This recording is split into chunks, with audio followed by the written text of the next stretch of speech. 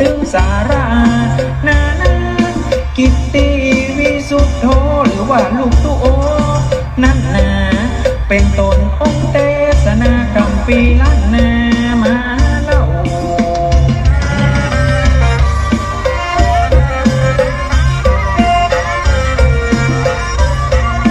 ช่วยกันสืบสานรักษาผู้วัดวาดังเก่าเหมือนเจนป่ออุ้ยแม่เท่าตั้งแต่เล็กเก่าเดิมมาเก็บไว้เป็นมรดกคือโตไว้ในศาสนากู้กับแผ่นดินล้านนาสืบเสียงที่ว่ามวยมอด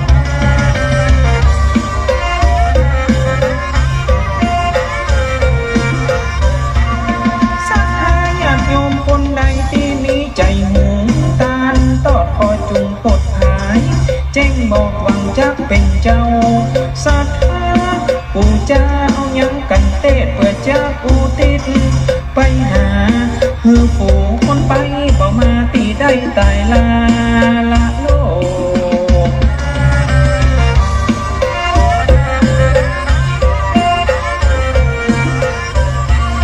หลังห้องจะตามไปหาปู่เทวดาที่มาภายโพดเจ้ากรรมนายเวรตนมาคิวโพดหล่อนมือยกโตดปองวันเลยจักตันไว้ไปหน้ากับตึงครูบาอาจารย์ญาติมิตรลูกศิษย์วงวานขอมือปนตามไปขอด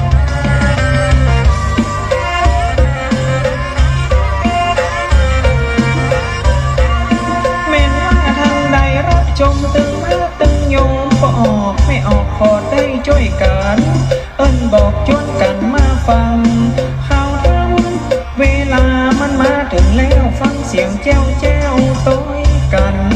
กดไลค์กดแชร์สักกำเพื่อจะบอกปานกันต่อ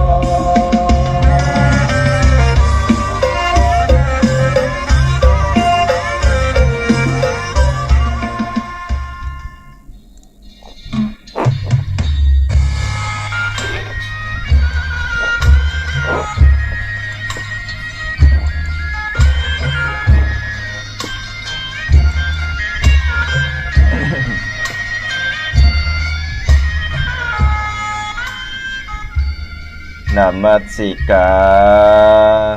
วันตรากราบน้อมตามดวงดอกซ่อมมาทุบุภา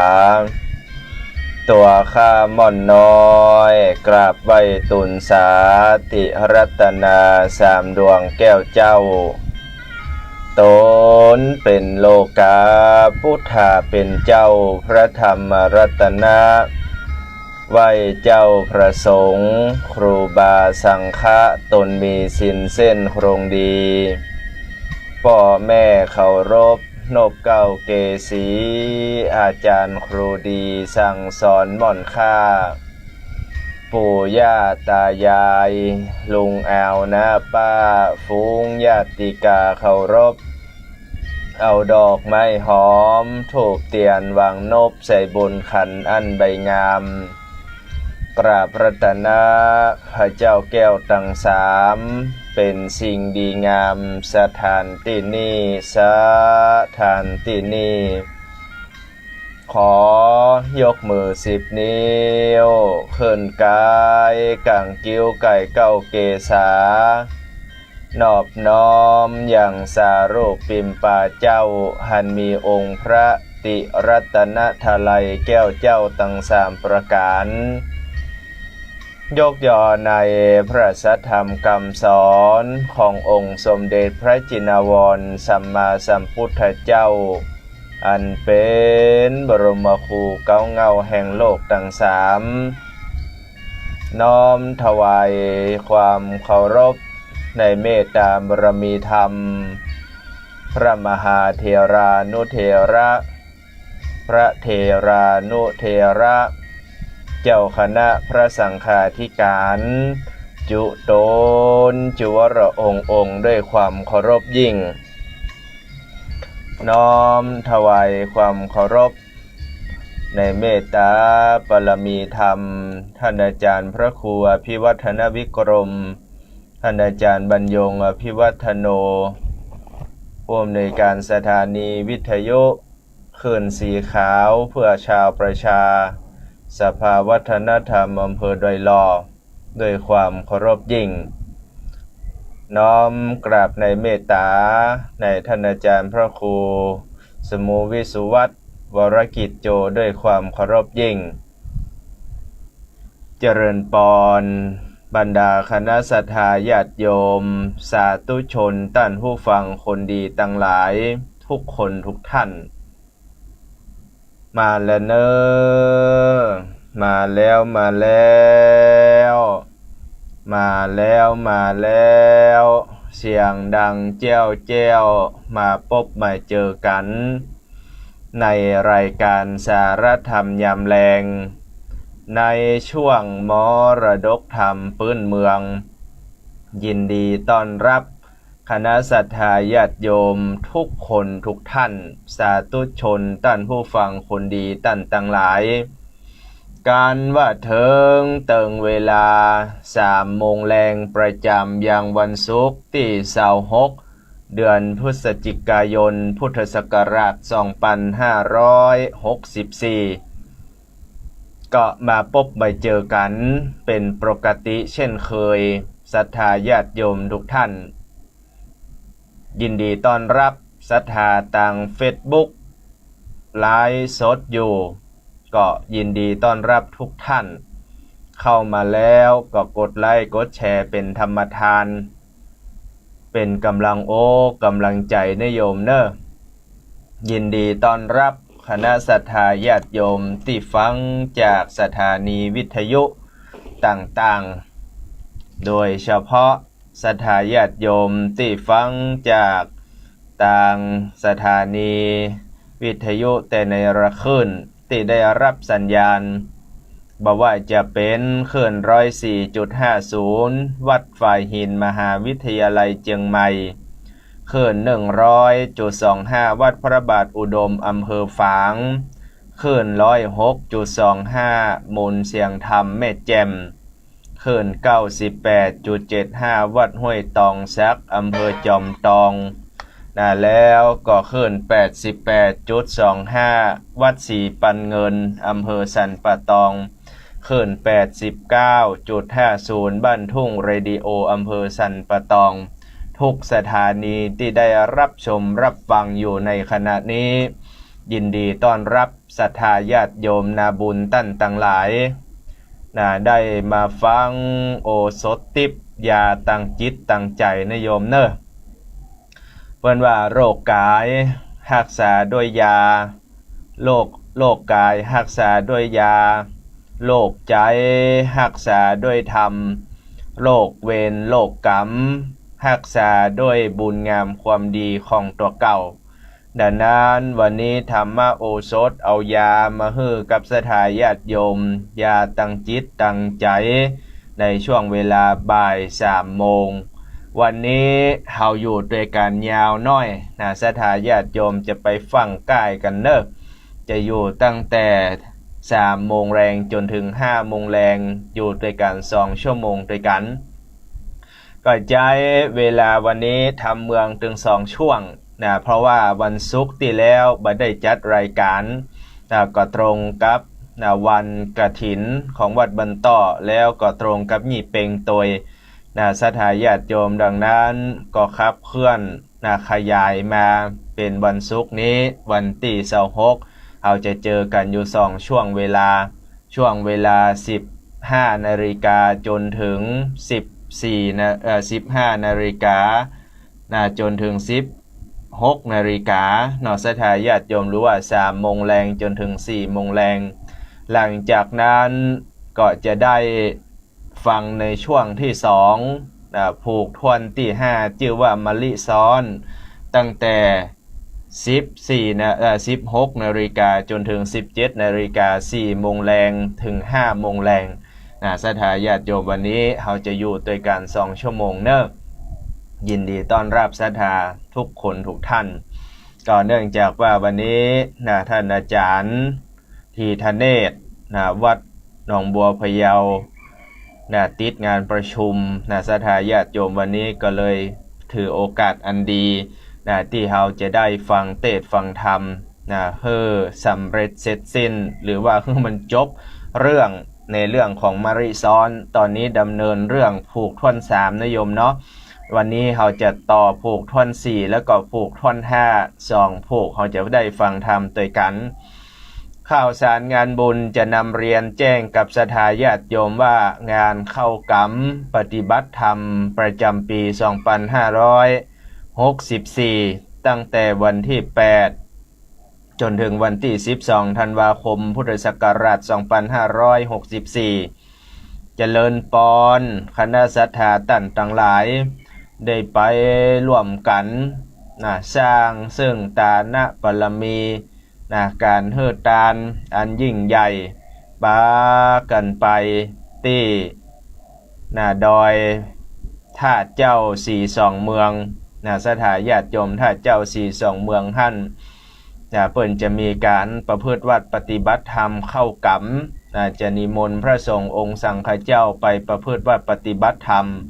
แล้วบ่เต้าแต่นั้นก็ยังนิมนต์พระสงฆ์องค์สังฆเจ้าที่ได้เทศน์น้ำเทศน์ธรรมกันถึงวันตั้งแต่วันจันทร์ถึงศุกร์ศรัทธาญาติโยมในเรื่องธรรมเมืองก็จะเปลี่ยนทรัพย์เปลี่ยนเวลากันไปเทศน์ให้กับญาติโยมฟังตั้งแต่วันที่8จนถึงวันที่11นะโยมเนอะไผว่างเจ้าไปเจ้าไผบ่ว่างเจ้าไปช่วงบ่ายจะเทศน์ธรรมอยู่2ช่วงเวลาดังนั้นถ้าพ่อแม่ศรัทธาญาติโยมว่างเมื่อเจ้าเมื่องายก็ปากันไปเป็นกำลังอกกำลังใจให้พระสงฆ์องค์สังฆเจ้าไปไหว้สาพระธาตุเจ้าถึง3ดวง3องค์สวยสดงดงามนะโยมเนาะเอาพระอานิสงส์ด้วยกันไผว่างช่วงเจ้าตั้งแต่วันที่8จนถึงวันที่11นั้นปากันไปเนอะส่วนไผว่างช่วงบ่ายก็ปากันไปศรัทธาญาติโยมปากันไปฟังเทศน์ฟังธรรมบ่เต้าแต่นั้นศรัทธาท่านทั้งหลายที่มีพระรอดก็ดีพระคงก็ดีวัตถุมงคลของมีค่าจะได้เอาบรรจุใส่ใต้ฐานเจดีย์ศรัทธาญาติโยมจะได้ใส่ใต้ฐานเจดีย์ถึง3องค์ไผว่างตั้งแต่วันที่8จนถึงวันที่11ปากันไปเนอะเอาของมีค่าเอาเป็นแก้วเป็นแสงเพชรนินจินดาแก้วแหวนเงินทองเพราะว่าจะได้บรรจุพระบรมสารีริกธาตุในวันที่12ธันวาคมเวลา 13 นาฬิกาหรือว่าบ่ายโมงศรัทธาญาติโยมดังนั้นไผว่างปากันไป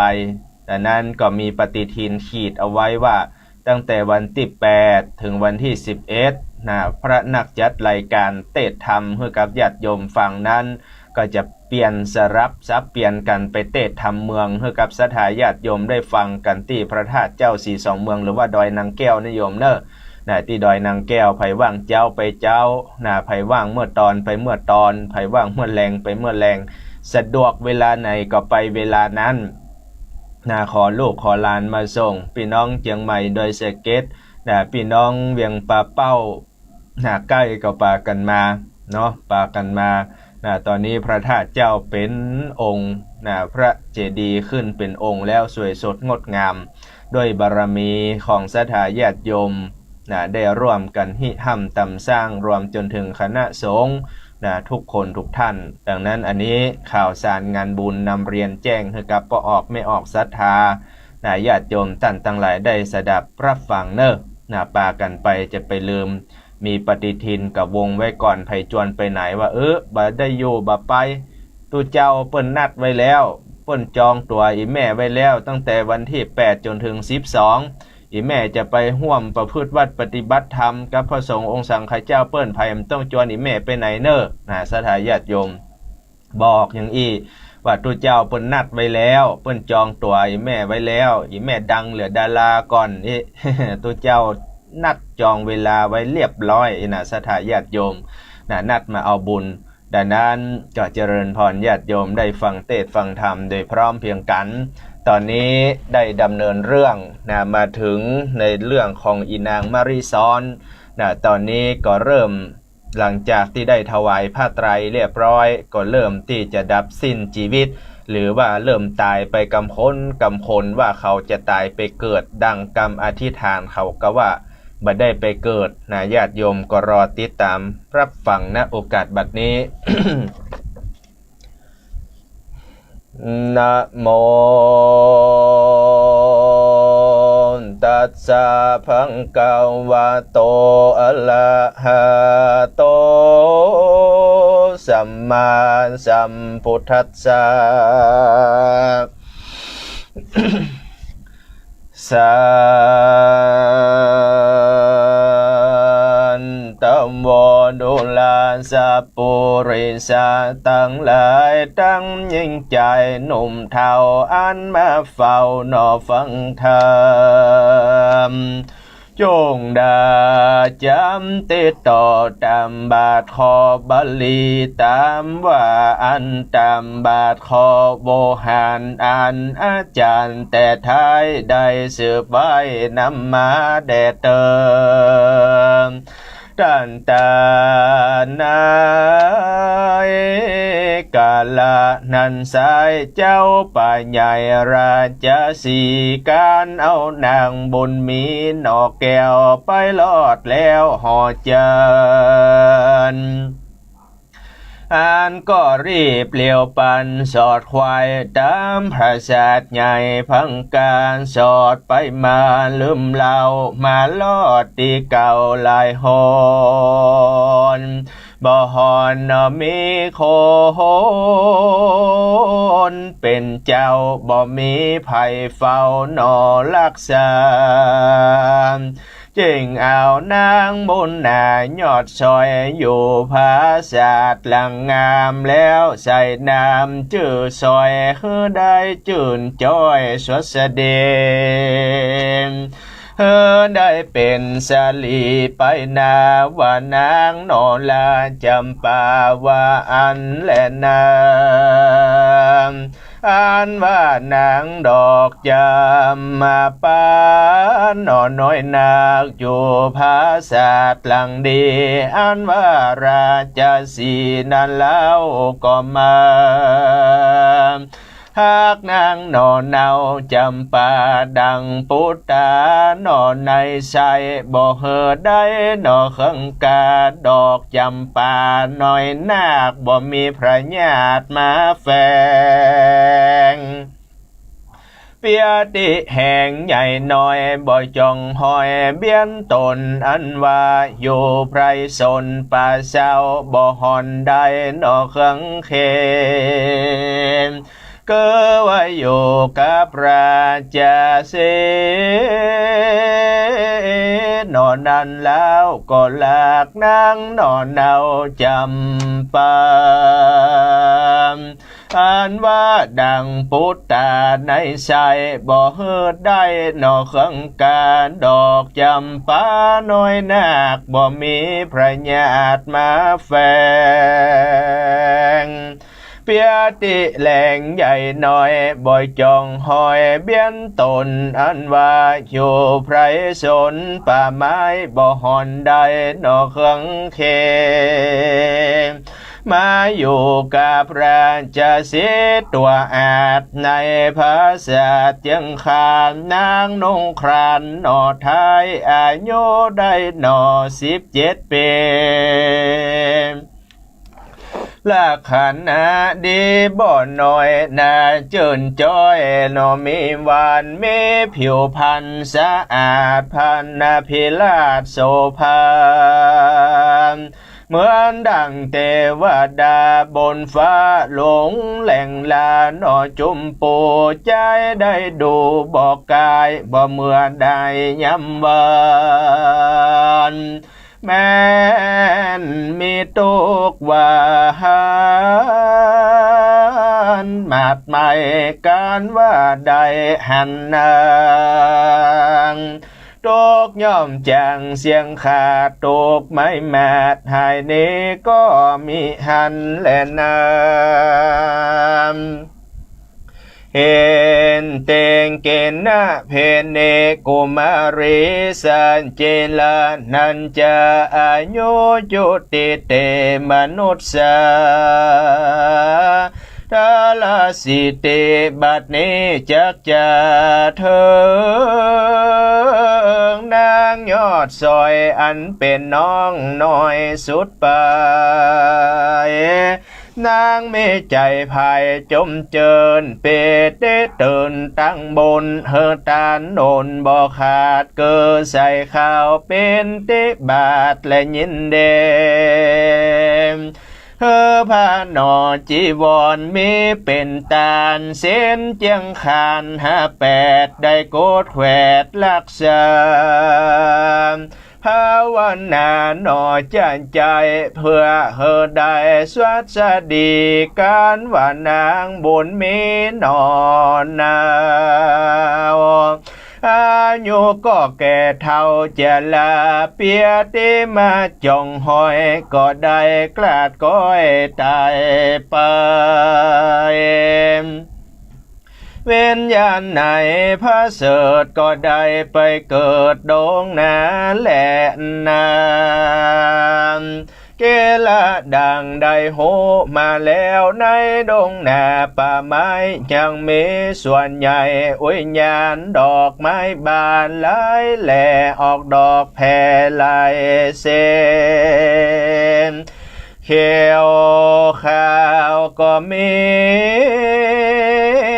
ลายซ้ำอันว่าเหลืองแดงจ้ำสูนกันดอกลายพันแบ่งซอยพ้องก็หอยหน่อจำลำ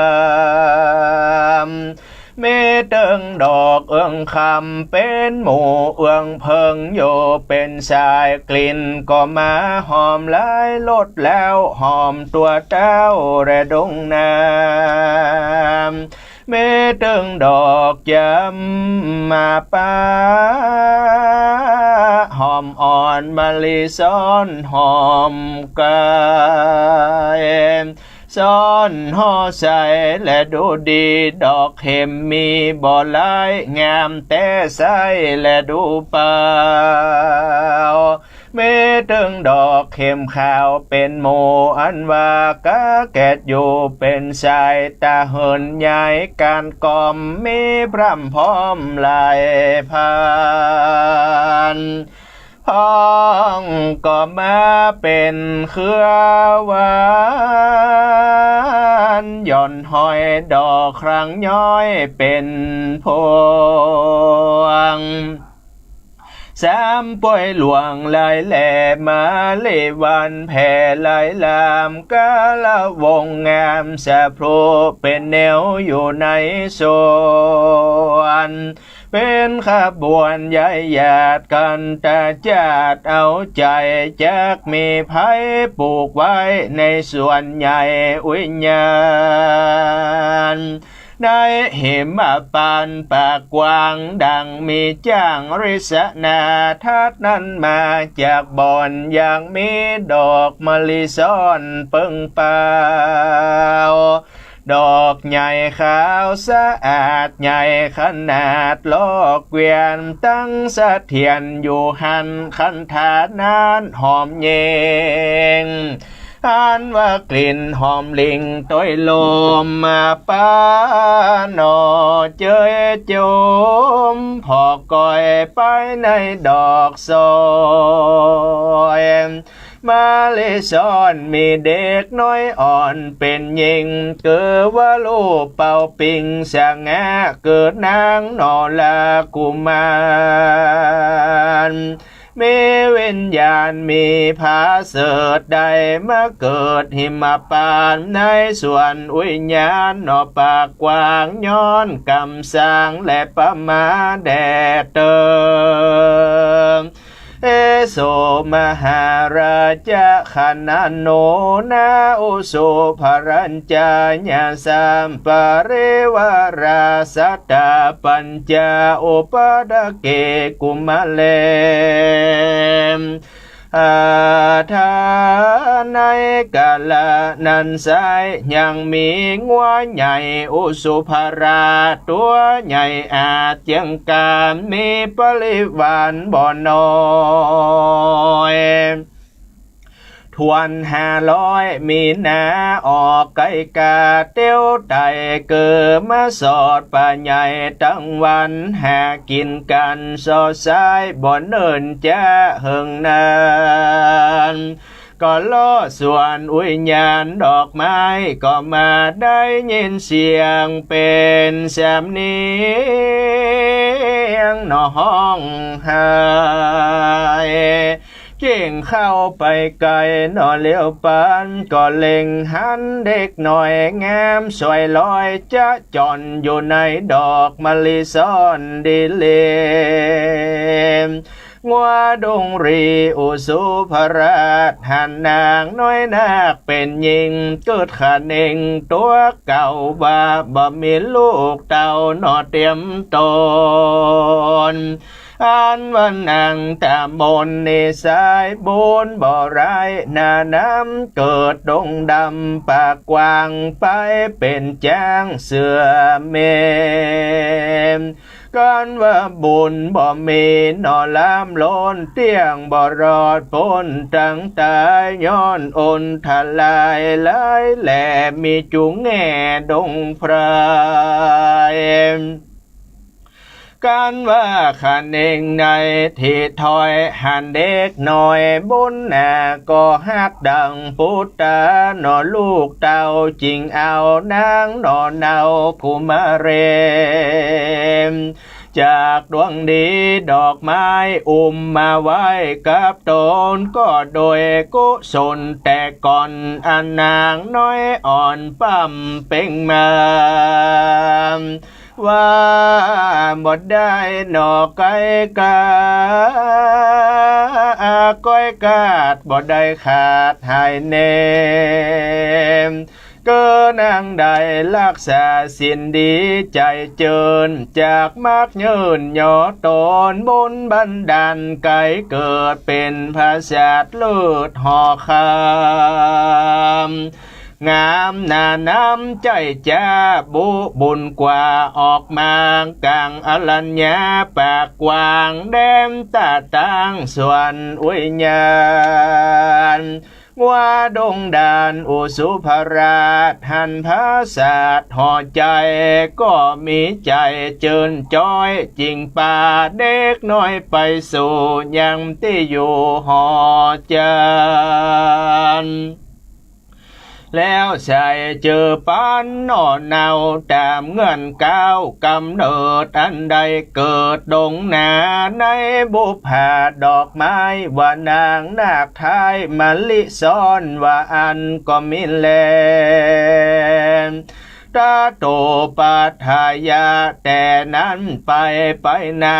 นางนอนละมะลิซ้อนอยู่ในบ่อนภาษาทอันเมงว่าอุสุภราชอาจกลาง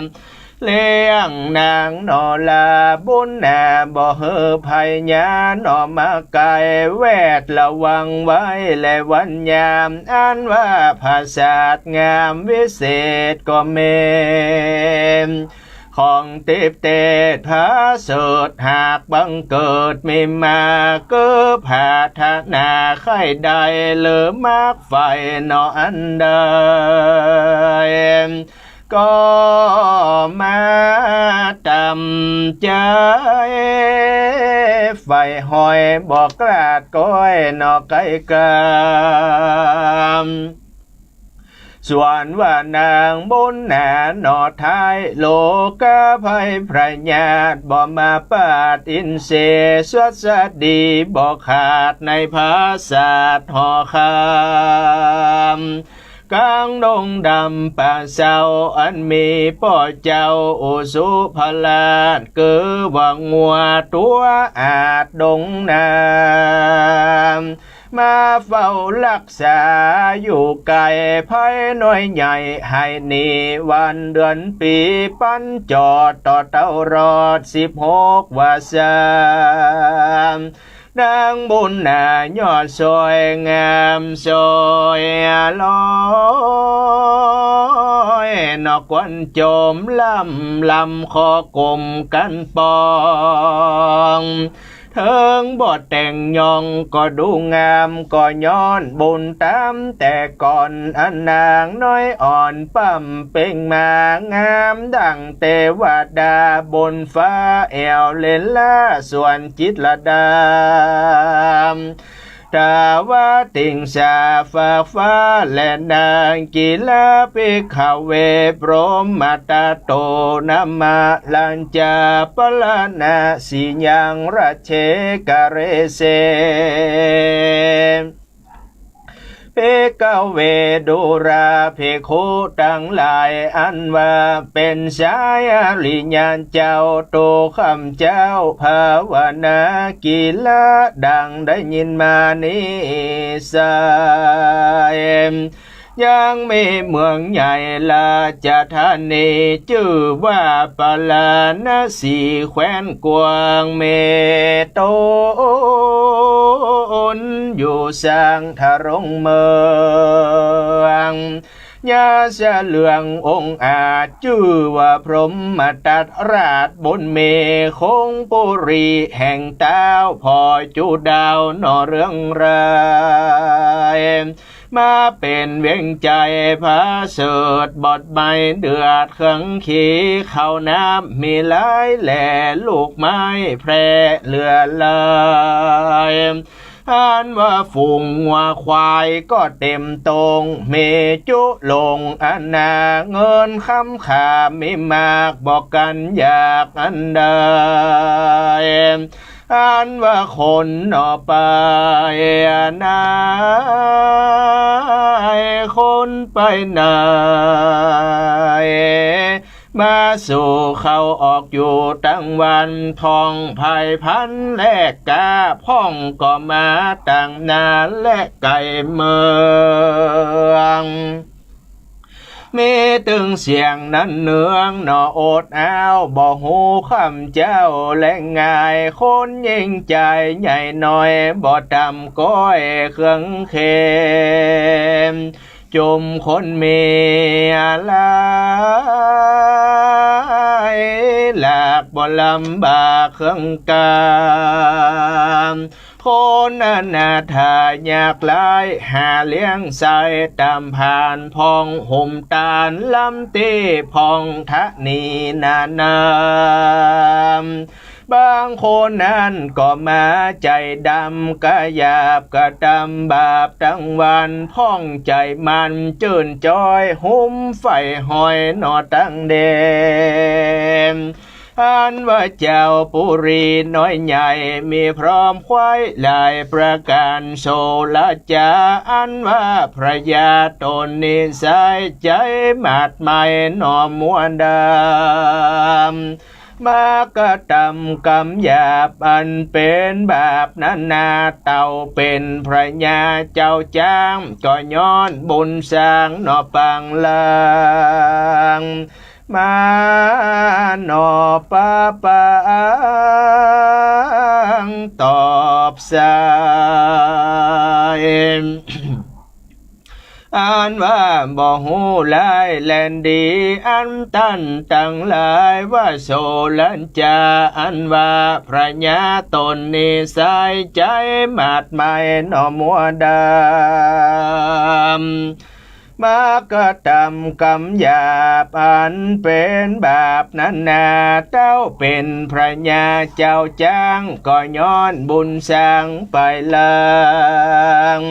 มาปะปังนองนาวเฮอได้เป็นเต้าเสวยเมืองเมยเสเลืององค์อาจบอกเกิดขวาตั้งบนกุศลโน้นใหญ่หน่อยศีลบ่จองหอยรักษาเต่านำนาจื่นสู่กับมวลหมู่นาเล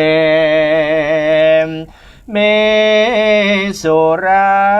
หนอน้ำเหล่าลาบสาเหล่าตั้งวันบ่เกิดวันหนอจากสร้างหน้าบุญกว้างหนออันใดเจ้ามีใจหยาบจ้ามาคำคาเคขาเฮอเจ้าประจาใหญ่หน่อยได้ตำก้อยมองผ่าน ว่าตนผู้บ้านหนอเจ้าจางบ่เกิดอ้างปีจารณาว่ากูเกิดมานี่แล้วสู่คำเจ้าขึ้นวันก็ย้อนบุญพันจาดก่อนได้ไล่ต้นหนอตัวมากันบ่ปิจารณาเกิดหลอดลวดและต่อตั้งธรรมเตี้ยวตั้งดำนอนจันใจกระตามบาปไม่และนั้นนาโอปมาเพียบไว้ดังคนน้อยใหญ่ยิ่งใจเลือโดหนาวไหลมาหลอดก็แสวงสอดเสาะไปได้ผิงไฟกองใหญ่อบอุ่นควายกันยาบ่ปิจารณาที่ถอยหันหิ่งหอยตัวเดีละจากนี้ที่เก่าแล้วไปเป่าหิ่งหอยประกาศก้อยวำไวแลนาอุปมาแถมหนึ่งแล้วดังคนหนุ่มเทาและยิ่งใจมีข้าวเปลือกงาลา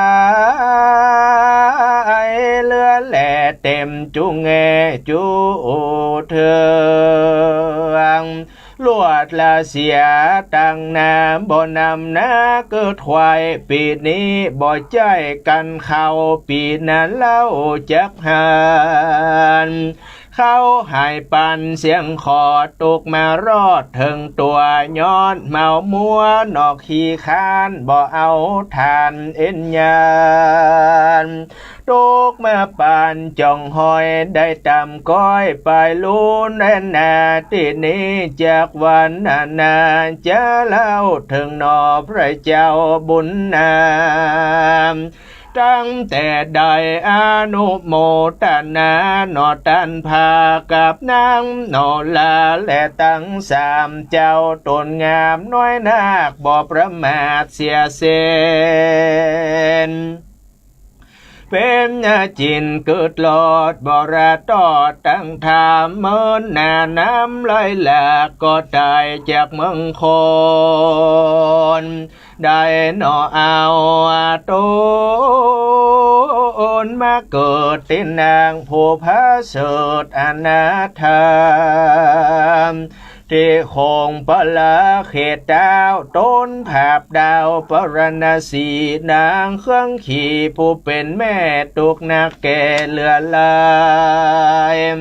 บ่มีสายพี่น้องมีดแก้วป้องและวงวานตกอภันต่ำก้อยอยู่ตูบน้อยนอกเก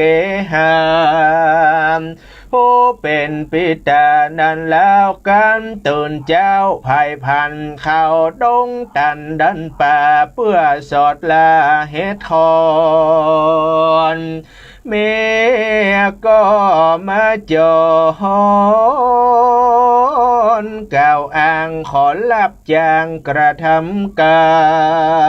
รตามมาผ่านกันอยากดังลำบากเครื่องขี่นางบุญมีผู้เป็นแม่ข้าพาแก่เลี้ยวปาน10 เดือนตันควายจอดนางหน่อยยอดห่อท้ายก็ได้พระสูตรและพุทธมีกัญญาพระเสดงามเมื่อเจ้าเกิดดิลีอัศจรรย์มีเกิดตองฟ้าก็มาล่ำร้องไปบนอันว่ามหาสมุทรบนไว้วันอันว่าแผ่นดินลั่นไปมาดังนำนาหนอคราคืนดังจากฟื้นหนอดินดานอันบ่มืนนานนาลายหลักอัศจรรย์นั้นก็หากหายเนมอันว่าสองบุญมีพ่อแม่มีใจแผ่เจยบานจิ้งใส่น้ำขานเจอซอยว่าเจ้าหนอน้อยนันตะกุมารแลนาม โสนันตกุมารโลอันว่าเจ้ากุมารที่ใบอายุได้หนอ3 ปีวิบากมีมาก่อใจผู้เป็นปอนั้นโสดเปียติโหดตัวแรงเข้ามาแฝงจองหอยได้กราดหน้าก้อ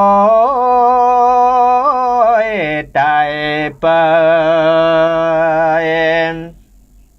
มาละหนอใส่ใจลูกลาเป็นกำพร้าเมาวนละเมียตนเจียงไว้ได้เป็นไม้ตนเดี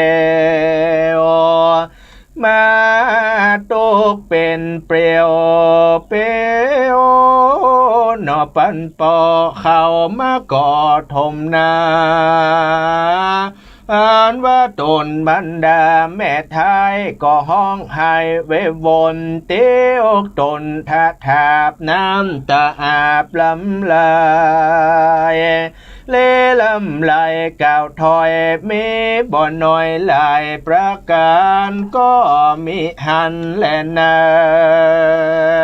มเนเทตังขีญญาม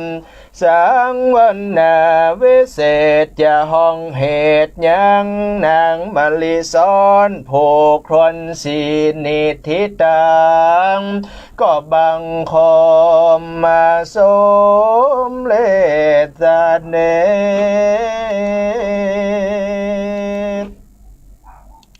หันธรรมยังสาตุกลังกะโลมะเสสาตุสาตุสาตุพระธรรมเทศนา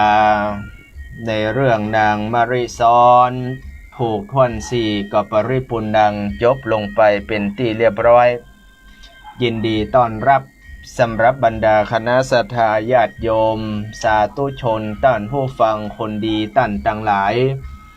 ที่ได้ปากันรับชมรับฟังตั้งแต่แรกมาจนถึงในช่วงแรกนี้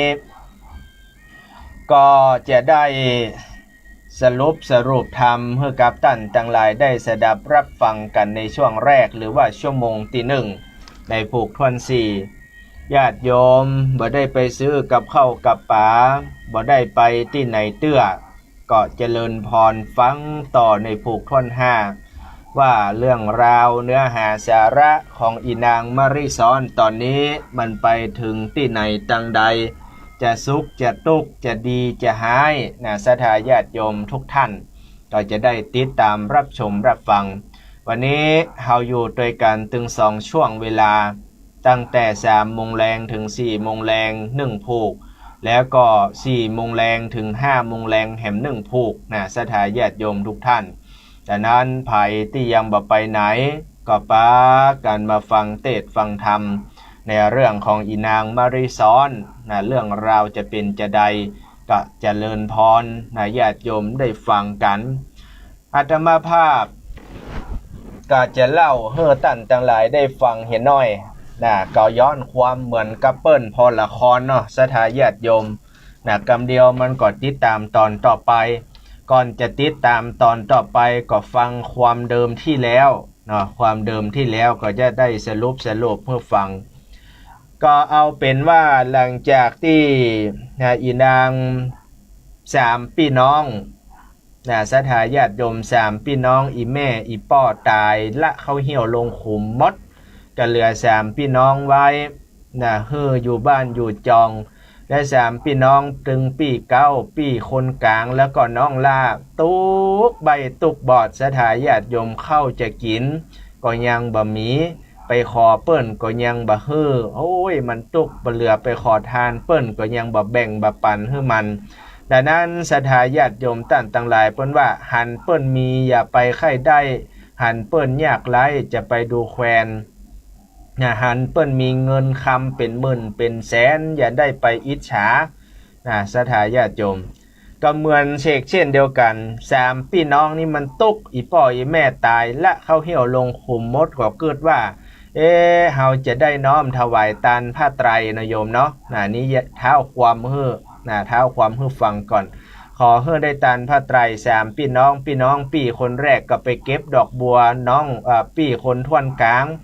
ก็ไปเก็บเอาดอกจำปาน้องล่าสุดก็ไปเก็บเอาดอกมะริซ้อนปากันน้อมถวายตานเมื่อน้อมถวายตานกำลังจะยกประเคนพอดีว่ามีตุกขตะคนหนึ่งเป็นคนตุกคนยากเหมือนเดียวกันหัวอกเดียวกันก็เลยเป็นส่วนหนึ่งของบุญในการน้อมถวายยังพระไตรจีวรเมื่อถวายแล้วแต่ละคนนั้นก็ตั้งสัจจะอธิษฐานไปต่างๆนานาตามกรรมอธิษฐานของตัวเก่า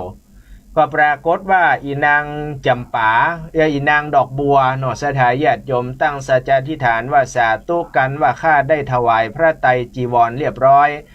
กันว่าข้าเจ้าได้ตายไปก็ขอได้ไปเกิดอยู่ในดอกบัวมีปราสาทราชวังเป็น7 ชั้นหลายๆหลังให้ข้าเจ้าได้อยู่สุขสบายบัดตุกเหมือนจัดนี้สถาญาติโยมก็ปรากฏว่าบุญนี้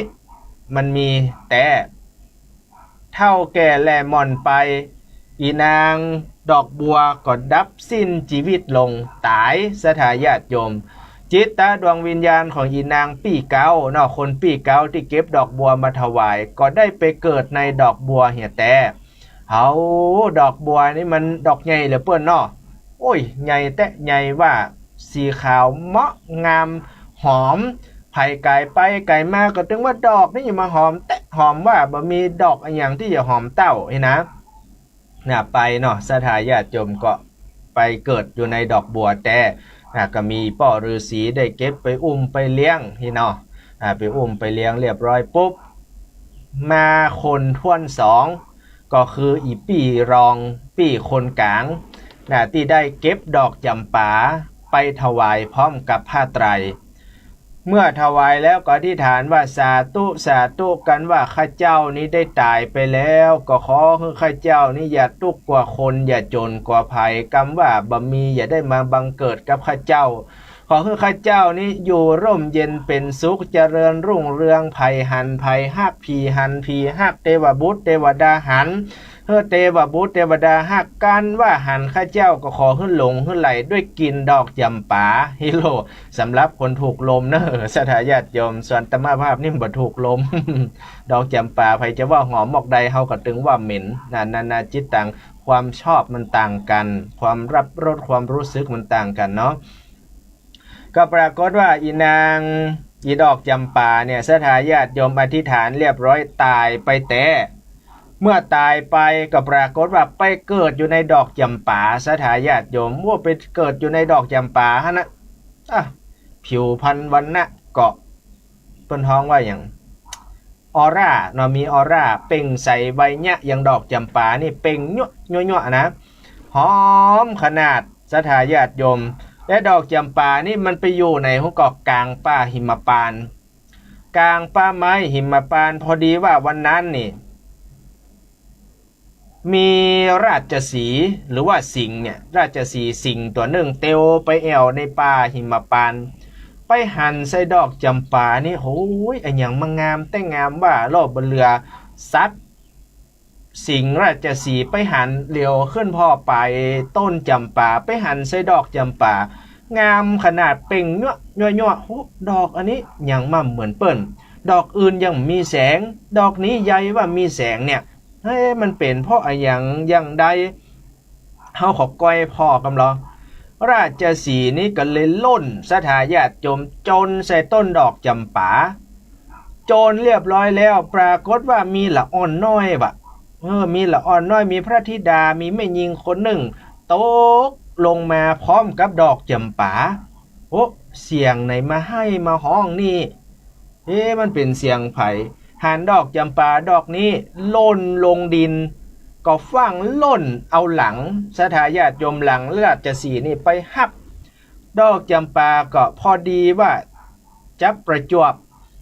ตกลงใส่หลังราชสีห์ใส่หลังสิงห์ตัวนี้ปอทอดตกใส่กรรม เสียงห้องให้ก็ดังขึ้นอ้อแงอ้อแงอ้อแงอ้อไอ้ราชสีห์เอาลงมาพอเอาลิ้นเข้าเลียดอกจำปาลิ้นเข้าดอกเลียดอกจำปาแล้วก็มาแยงพออ้อเป็นนางกุมารน้อยพระราชธิดาไหนเนี่ยโอปปาติกากำเนิดโอ้อยู่ชาติใดปังใดมาเกิดอยู่ในดอกที่นี่บะเรือราชสีห์สถาญาติโยมซัดเนี่ยก็ยังฮักถึงแม้ว่าบัจใจลูกของตัวเก่าราชสีห์นี่ก็เอามาเลี้ยงข้าวม่ำน้ำนมก็เอามีที่ไหนเฮ้อก็เฮ้อดูดกินนมตัวเก่านะดูดกินนมตัวเก่าดูดกินนมตัวเก่าโอ้ก็ฮักเหมือนลูกในไส้บะเรือซัดยังฮักลูกสถาญาติโยมทั้งที่มใจลูกตัวเก่าฮักเหียแต่เนอยงเฮือไตอะไรบ่เฮือตอมตัวใดจะมากินลูกข้าตัวใดจะมาทำร้ายลูกข้าราชสีห์ตัวนี้ป้องกันมดบ่เฮือไผ่ได้เข้าใกล้เลยนะสถาญาติโยมตั้งหลายเอาล่ะกำนันเลี้ยงไปก็ด้วยความผูกพันฮักเหมือนลูกในไส้แต่กล้าเฮือดูดกินนมบดายอายุเวลาผ่านไปอีนางดอกจำปาเนี่ยอายุได้17 ปีสถาญาติโยมกินนมราชสีห์ได้17 ปีก่อนโอ้จนตุยปีดีงามสวยสดงดงามหุ่นห้างยังนางสาวไทยเหมาะงามขนาดไผหันใครก็ลงไผหันไผก็ฮักบัดเดียวนี้ก็อยู่กับอีป้อราชสีห์นี่ราชสีห์เมื่ออยู่กับราชสีห์แล้วก็อยู่อยู่กับอีป้อป้อราชสีห์มีป้อเป็นสัตว์เนาะปรากฏว่าอยู่ไปอันยังจะได้ปราสาทราชนิเวศเก้าจันลูกที่ไหนมาพุทธกลางที่ต้นดอกจำปาหันก็เฮืออีนางคนเนี้ยไปอยู่ในปราสาทราชนิเวศในเมืองในวังดอกจำปาหันสถาญาติโยมอันนี้คนท่วนสองทีนี้มาถึงน้องล่าสุดซอยสุดถามว่าเป็นไผ่ที่ไหนตังใดก็เป็นไผ่บ่ได้นอกจากอีนางมะลิซ้อนอีนางมะลิซ้อนนี่นะสถาตั้งหลายจะบอกเฮือตั้งหลายได้หูไว้ว่าอีนางคนนี้อธิษฐานไว้ว่าการว่าข้าเจ้าเนี่ยได้ตายไปแล้วก็ขอเฮือได้ไปเกิดในดอกมะลิซ้อนนุ่งขาวห่มขาวเป็นคนดิบคนดีไปวัดไปวาตู้เจ้าฟังเทศน์ฟังธรรมวันพระไปเนาะอย่างวันพุกนี่วันพระนี่เนาะวันศีลวันพุกเนาะวันเสาร์เนาะวันพุกวันศีลก็เกียมแล้วหรอขันดอกขันดวงยังไปวัดไปวาสถาญาติโยมกะเกียมเฮือเพียบพร้อมแฮมบะปอแม้นว่าข้าเจ้าเนี่ยอยู่ที่อื่นแบบว่าอยู่ที่ไหนก็ขอให้กลิ่นของข้าเจ้านี่หอมไปทั่วโลกทั่วจักรวาลมีคนฮับใจมีเทวบุตรเทวดามาหนุนมานำบ่ฮือตุกกว่าคนบ่ฮือจนกว่าไผสักคนของข้าเจ้านี้รุ่งเรืองรุ่งโรจน์มีภาษาราชนิเวศปรากฏว่าตายไปแล้วจิตดวงวิญญาณของอีนางมะลิซ้อนไปเกิดอยู่ในดอกมะลิซ้อนเหียแต่สถาญาติโยมโอ้ยไปเกิดอยู่ในดอกมะลิซ้อนเพิ่นว่าใหญ่เต้าล้อเกวียนล้อเกวียนเนาะสถาญาติโยมว่าล้อเกวียนนี่ใหญ่มากดอกมะลิซ้อนนี่นะซ้อนกีบกันเหมาะหอมงามขนาดดอกอื่นมันจะมีเศร้าพ่องแมงตอมแมงกินเน่าไปพ่องเนาะดอกนี้มันขาวเหลือเปิ้นสถาญาติโยมต่างหลายมีนกมีอะหยังบินตอมหอมหื่นงามขนาดไผหันก็ใครได้ปรากฏว่าในบ้านในเมืองเนี่ยเปิ้นฮ้องว่ามันมีงัวอุสุภราชงัวตัวนี้เป็นพญางัวไผก่อมเต้าสถาญาติโยมไผก็บักเต้างัวตัวใดก็ตึมเต้างัวตัวนี้เป็นพญางัวเป็นงัวอุสุภราชโอ้งามสถาญาติโยมงัวตัวนี้นะการโก้งลายเลนนี่มใจเนาะอันนั้นหมา อันนั้นหมาถ้าการโค้งลายเลนอันนี้งัวเขามันตึงม็อกเหล่าหน้ามันตึงเต็มสถาญาติโยมงัวตัวนี้ก็เตียวมากับจ่าฝูงกับฝูงมันกับหมู่มันลูกพ่องครอบครัวพ่องกันเนาะเตียวมาดุมโหเสียงละอ่อนให้ที่ไหนนี่กินหอมดอกไม้มันเป็นดอกอะไรอย่างนี้อิโลสถาญาติโยม มันเป็นดอกอันหยังจะได้เอาเข้าใกล้ไปดมพอมันก็สู้ไปตัวต่างเนาะปรากฏว่าไปเจอใส่หยังสถาญาติโยมไปเจอใส่ดอกมะลิซ้อนโอ้แล้วหันมีพระธิดาหรือว่าละอ่อนน้อยอยู่ในหั่นงัวตัวนี้ก็หยังมาสงสารอินดูขอเอามาเลี้ยงเตอะก็เลยเอาอีนางมะลิซ้อนมาเลี้ยงมาดูดกินนมงัวน่ะสถาญาติโยมมาเลี้ยงเหมือนลูกในไส้ก็เหมือนพี่คนกลางนั่นนะอันนั้นราชสีห์อันนี้งัวเป็นแม่มันเลี้ยงเข้าม่ำน้ำนมอย่างให้กินเรียบร้อยโอ้โธ่เวลาผ่านไปปราสาทราชนิเวศปราสาทตั้งหลายก็พุดขึ้นกลางข้างดอกมะลิซ้อนสถาโอ้ได้เป็น7-8จันปุนะ2-3หลังปุ้นปราสาทขึ้นโอ้งัวสุภราชว่าตกอกตกใจเป็นไปได้จะใดแสดงว่าเป็นตนบุญได้มากำเนิดเกิดณสถานที่แห่งนี้ลู่อิโนเอาละกำนั้นเมื่อทราบข่าวหูข่าวอย่างอี้แล้วก็เลี้ยงจนได้ใหญ่จนตุ้ยปีดีงามอายุได้ถึง16ปีสถาญาติโยมอยู่กับเม่งงัวอายุได้ถึง16ปีก่อนนะเวลาผ่านไปสถาญาติโยมจำตุขตะที่บัดได้ช่วยเปิ้นต่อผ้าแต่ยกมืออนุโมทนาสาธุกับเปิ้นปรากฏว่าอธิษฐานว่ากันว่าข้าเจ้ากับผมนี่ตายไปแล้วเนี่ยขอให้มีสิ่งดีๆเข้ามาในชีวิตสิ่งบดีก็ขออย่าได้มาบังเกิดตายไปแต่สถาญาติโยมก็ไปเกิดอยู่ที่เมืองปรณาสีก็เป็นตุกยังเก่านะเป็นคนตุกยังเก่านะเมืองเจ้าพรหมทัตเมืองปรณาสีบรรลวยจาดแล้วตุกจะใดจาดนี้ก็ตุกอย่างอันถึงแม้ว่าจะอธิษฐานก็ตามก็เนื่องจากว่าบุญมีกรรมบังสถาญาติโยมกรรมมันนักเอาไว้จะเนี่ยจะใดดีจาดแล้วข้าก็ตุกจาดนี้ก็มาตุกหันนางตั้งสามก็ยังอยู่สุขสบายเฮาก็ยังตุกแตะตุกว่าหากินกับเมีย2คนเป็นตุกขตะอยู่เมืองพรหมทัตสถาญาติโยมตุกหาเจ้ากินข้ำหลังสู้ฟ้าหน้าสู้ดินขอเข้ากินเบิ้นไปตัวต่างอย่างเก่านั่นนะมันเป็นเพราะอะไรอย่างจะใด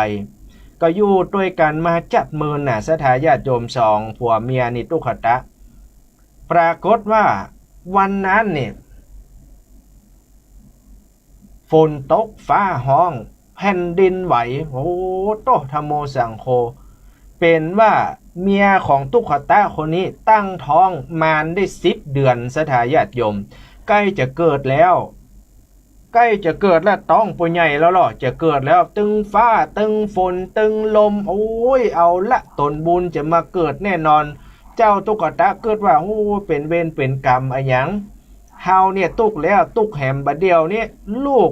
จะเกิดมาแหมเฮาซ้ำตุกซ้ำ2ปรึกษากับเมียว่าเฮาเนี่ยจะใดดีรอให้ลูกเฮาเกิดมาเหี่ยก่อนเฮาก้อยกึดปล่อยไปอันสถาญาติโยมแล้วเมืองปรณาสีนี่เป็นเมืองที่เจริญรุ่งเรืองเนอะเป็นคนรวยคนมีอยู่ในเมืองนี่หมดแต่ก็ยังมีคนตุกอยู่ก็คือตุขตะ2ผัวเมียเนี่ยพอดีว่าวันนั้นลมใหญ่ลมหลวงฝนตกฟ้าห้องเกิดลูกออกมาเป็นป้อจายว่ะสถาญาติโยมเป็นละอ่อนน้อยให้เอาแง่ให้ขนาดฝนตกฟ้าห้องน้ำนองแผ่นดินไหวหกก็ยังตันได้ฝังน้ำปัดไปเหี่ยสถาญาติโยมให้เป็นดินดูก็เลยใส่ชื่อว่าสู่เขาจะใส่ชื่อว่าใดดีก็เลยใส่ชื่อว่านันตะกุมารนี่สถาญาติโยมก็เลยใส่ชื่อว่านันตะกุมารพอใส่ชื่อนันตะกุมารเรียบร้อยฝนตั้งหลายจากที่ตกลงมาเททั้งลังมาก็ดับสลายลงเนาะเมื่อดับสลายลงแล้วเนี่ยจะใดล่ะกำนั้นก็ปรึกษาหารือกันว่าลูกเฮานี่เกิดมาแล้วไอ้อย่างเป็นอัศจรรย์แต่ว่าฝนก็ตกน้ำก็มานองแผ่นดินก็มาไหวบัลลังก์ตนบุญจะเกิดขึ้นเหี่ยก้าเนาะกำลังอู้อยู่ดีๆสถาญาติโยมลูกก็ใหญ่อายุได้อยู่3 ขวบ เมื่ออายุได้3 ขวบปุ๊บดับสิ้นชีวิตก็คืออีป้อตุขตะคนเนี้ยได้ดับชีวิตตายแล้วลูกและเมียเหลือลูกอายุ3 ขวบกับเมียเป็นแม่ไม้อยู่อ๋อเป็นดีอินดูสถาญาติโยมตีอกตนทักถาบว่าโอ้ยไปละข้าเจ้าไปละข้าได้จะใดข้าในตึงเกิดหาสู่แต่บัดเดียวมันละมาขว้างกันเหลือข้าเลี้ยงลูกคนเดียวบาตันหันได้ลูกบาตันหันลูกใหญ่สักกรรมส่วนเรื่องราวจะเป็นจะใดต่อญาติโยมเดี๋ยวเฮาติดตามรับชมรับฟังในผูกทวนที่5เนาะในช่วงนี้ก็ศรัทธาตั้นทั้งหลายก็พักกันกินน้ำกินท่าสักกำสัก 2-3 นาทีกำเดียวเราจะได้มาพบมาเจอกันแห่มรอบหนึ่งในชั่วโมงที่2ในเรื่องของนางมริซ้อนผูกทวน5แต่กี้ผูกทวน4นะบัดเดี๋ยวนี้เขาฮู้แล้วเนาะเขาอธิษฐานเรียบร้อยเขามาเกิดเรียบร้อยละบัดเดี๋ยวนี้แล้วก็มาอยู่ที่เจ้าตุขตะคนนี้เกิดลูกเรียบร้อยก็ตายละป้อมันตายละลูกละเมียอายุได้3 ขวบเลยใส่ชื่อว่านันตกุมารเดี๋ยวเจ้านันตกุมารจะเป็นจะใดต่อไปนั้นก็เจิญศรัทธาญาติโยมได้ติดตามรับชมรับฟังต่อไปดังนั้นก็เดี๋ยวเฮาพักฉันน้ำกันสักกำศรัทธาญาติโยมทุกคนทุกท่าน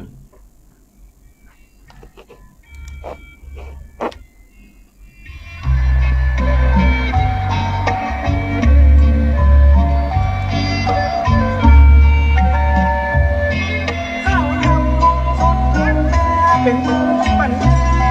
ญามาเก่าจนฟุ้งสถานหนุ่มเฮาอยู่ป้ากันหาดาไฟนิทานธรรมเทศนาตามเปิ้นเหล่ามาบางหลังจนตั้งสนารับฟังไว้เป็นระบังเสียงเต้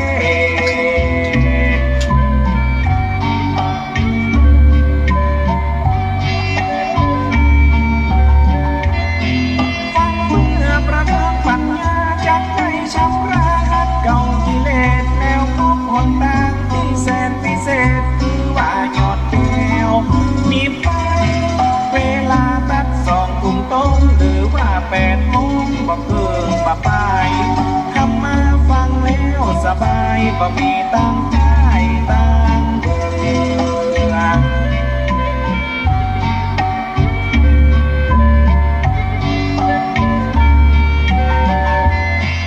ยกเอาอาหารพื้นเมืองสัมมาวันเรื่องมา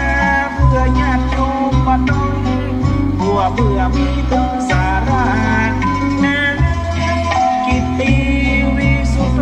หรือหลวงปู่โอนั่นนะเป็นต้นองค์เทศนาคำพีล้านนามาเล่า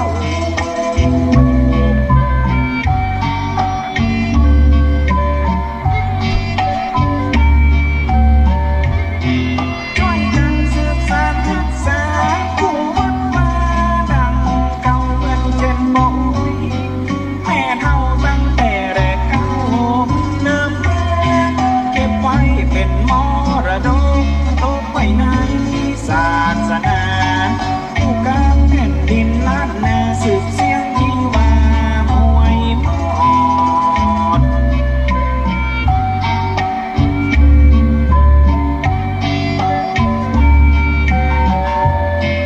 ศรัทธาญาติโยมคนไหนที่มีใจหุ่มต้านต่อขอจงงดหายแจ้งบอกมันจะเป็นเจ้าศรัทธาผู้เจ้ายังกันเทศเพื่อจะผู้ทินไปหาฝูงหมู่คนไปบ่มาตีได้ตายลาโลก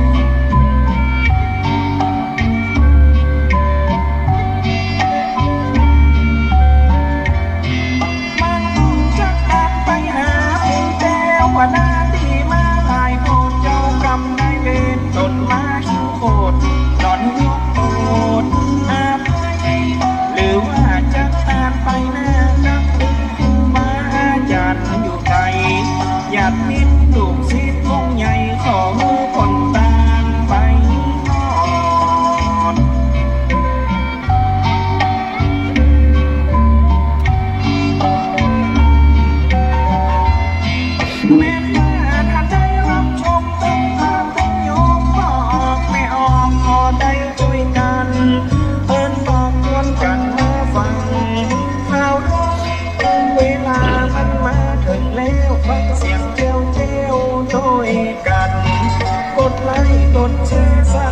พื่อจะป้องกันกันต่อ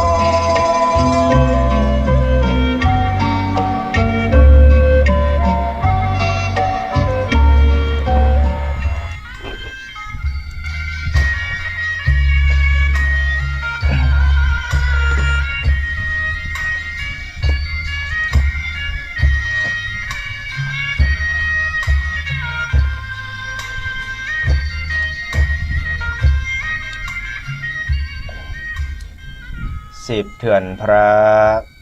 บัดเต้าข่มขวานหลาน10คนบัดเต้าลูกเต้ารีบทำความดีเตอะนายตั้นเจ้ามันจักเป็นบุญบ่แคล้วคนบ่มีศีลคนใดบ่มีธรรมบ่เป็นน้ำแล้วบ่เป็นเกศแก้วเนินนายโบราณว่าไว้ยะให้นาขวายจ้างเปลืองแห่งควายบ่มูลมั่งเข้าบ่มูลมั่งเข้า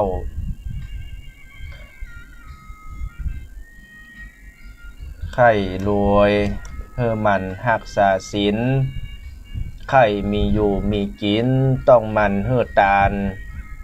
ไข่ขึ้นสวรรค์จันฟ้ามหาเนรปาน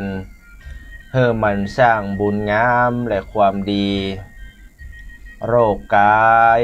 รักษาด้วยยาโรคใจรักษาด้วยธรรมส่วนโรคเวรโรคกรรมเพื่อรักษาด้วยบุญงามความดีของตัวเก่าน้อมถวายความเคารพในเมตตาบารมีธรรมพระมหาเถรานุเถระเจ้าคณะพระสังฆาธิการจุตนจวรองค์ด้วยความเคารพยิ่งน้อมถวายความเคารพในท่านอาจารย์พระครูอภิวัฒนวิกรมท่านอาจารย์บรรยงอภิวัฒโนพร้อมโดยในเมตตาธรรมของครูบาอาจารย์เจ้าจุตนจวรองค์ด้วยความเคารพยิ่งเจริญปอนกับบรรดาคณะศรัทธาญาติโยมสาธุชนท่านผู้ฟังคนดีทั้งหลายทุกคนทุกท่านเข้าสู่ในช่วงรายการสารธรรมยามแรงในช่วงท่วนที่2หรือว่าชั่วโมงที่2ศรัทธาญาติโยมทุกคนทุกท่านในการร่วมบุญร่วมกุศลฟังเทศน์ฟังธรรมในรายการสารธรรมยามแรงในช่วงมรดกธรรมในวันนี้ก็นำเรียนยินดีต้อนรับคณะศรัทธาท่านทั้งหลายที่ได้พากันเข้ามาบอกว่าจะฟังจากหลากหลายสถานีวิทยุ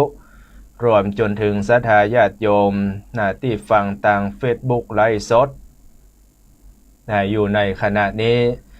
ก็ยินดีต้อนรับแล้วก็เจริญพรศรัทธาญาติโยมได้ฟังธรรมกันในผูกท่วนที่5ต่อจากตะกี้ก็คือมะริซ้อนผูกท่วน4ก็จบไปตอนนี้เข้าสู่ผูกท่วน5ก็เรียนเชิญเจริญพรต้อนรับบ่ว่าศรัทธาญาติโยมฟังจากเคลื่อน 104.50 วัดไฟหินมหาวิทยาลัยเชียงใหม่เคลื่อน 100.25 วัดพระบาทอุดมอำเภอฝางคลื่น 106.25 มูลเสียงธรรมแม่แจ่มคลื่น 98.75 วัดห้วยตองซักอำเภอจอมตองแล้วก็คลื่น 88.25 วัดสีปันเงินอำเภอสันป่าตองคลื่น 89.50 บ้านทุ่งเรดิโออำเภอสันป่าตองยินดีต้อนรับศรัทธาญาติโยมทุกคนทุกท่าน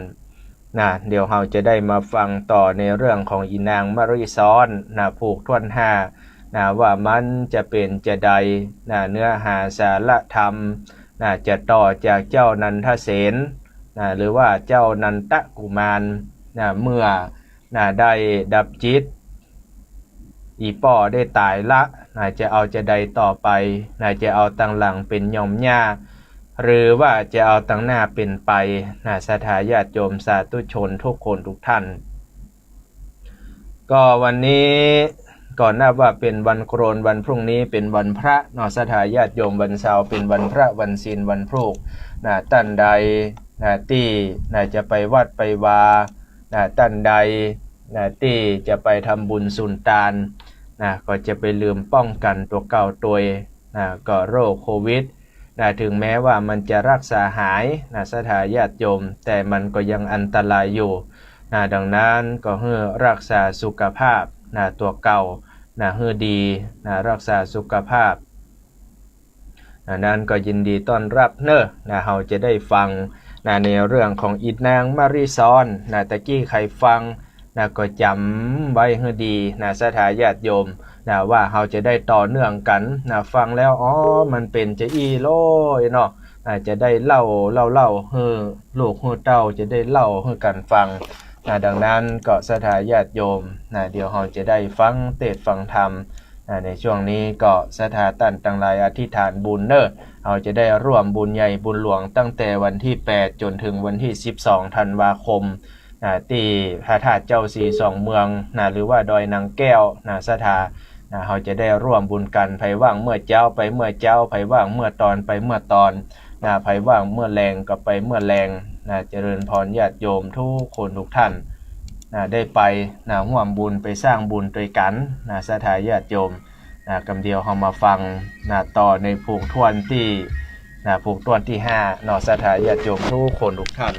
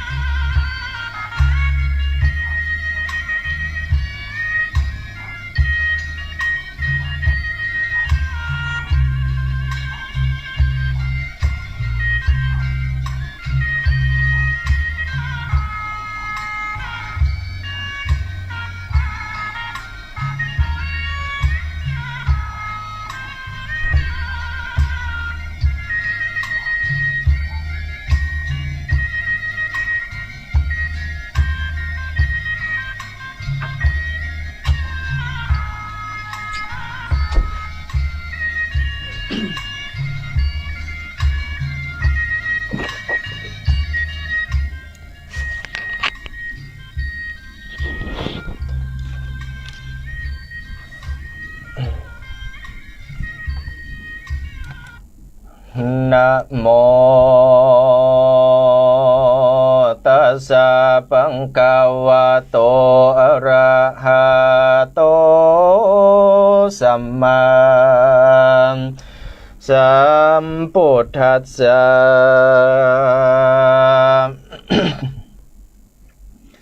สันตโวดุลาสะปุริสะทั้งหลายผู้มีใจภายจมเจิญปิติตื่นตั้งบนอันจากหนุนยกย้ายหอกจากคายสงสารจริงเหือตานบ่ขาดบ่ประมาทย้ำได้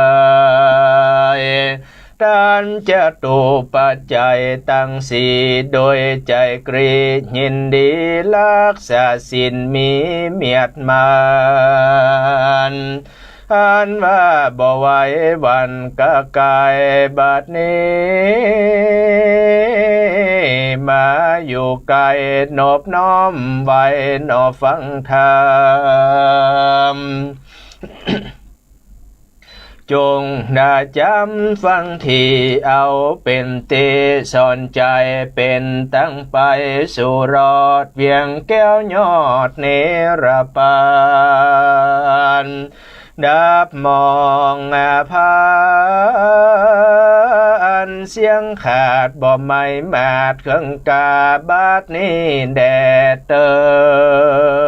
มโสโปติสัตโตอันวานอโปติสัจเจ้าปุตตะกะปิตาละพรากนีละจากตายไปก็มีใจโศกไม่ลองล้ำให้นอไปมาอ่านว่าส่วนตนมันดาแม่เจ้าทุกโศกเศร้าหน้าน้ำนั่งไข่กำกล่าวถอยมีบ่อน้อยหลายประการว่าดูราหนอผู้บานนะเฮ้ยผัวข้าสั่งพรากนานอเร็วไว้อันว่าเป็นกรรมใดจัดก่อนมาไล่ตอนนอตัวตันอยู่ตัวกันนอคำเจ้ากับลูกเต่านอพุทธานอันว่าสั่งมาด่วนสันมาจุราชดันนอมารอดได้มวยมอดนอเมื่อมอนอันว่าสลีบังอ่อนนอนเนาทุกโศกเศร้าเหลือลายย้อนผัวตายพรากนา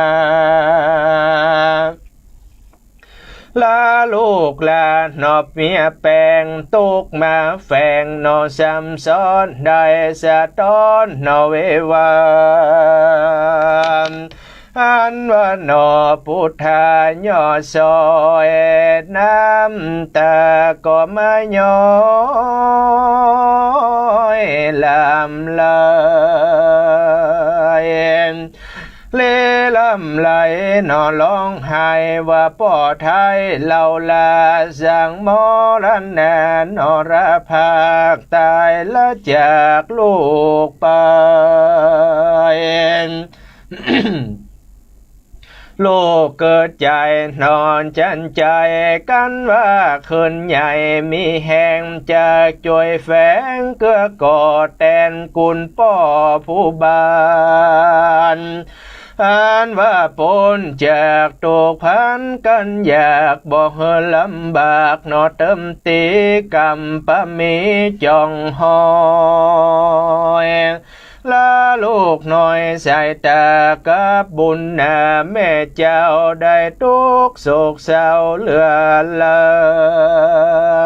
ยคนยิ่งใจอะไรและมีภาพแผ่อันนามจากมีไผ่จะหนุ่มเท่า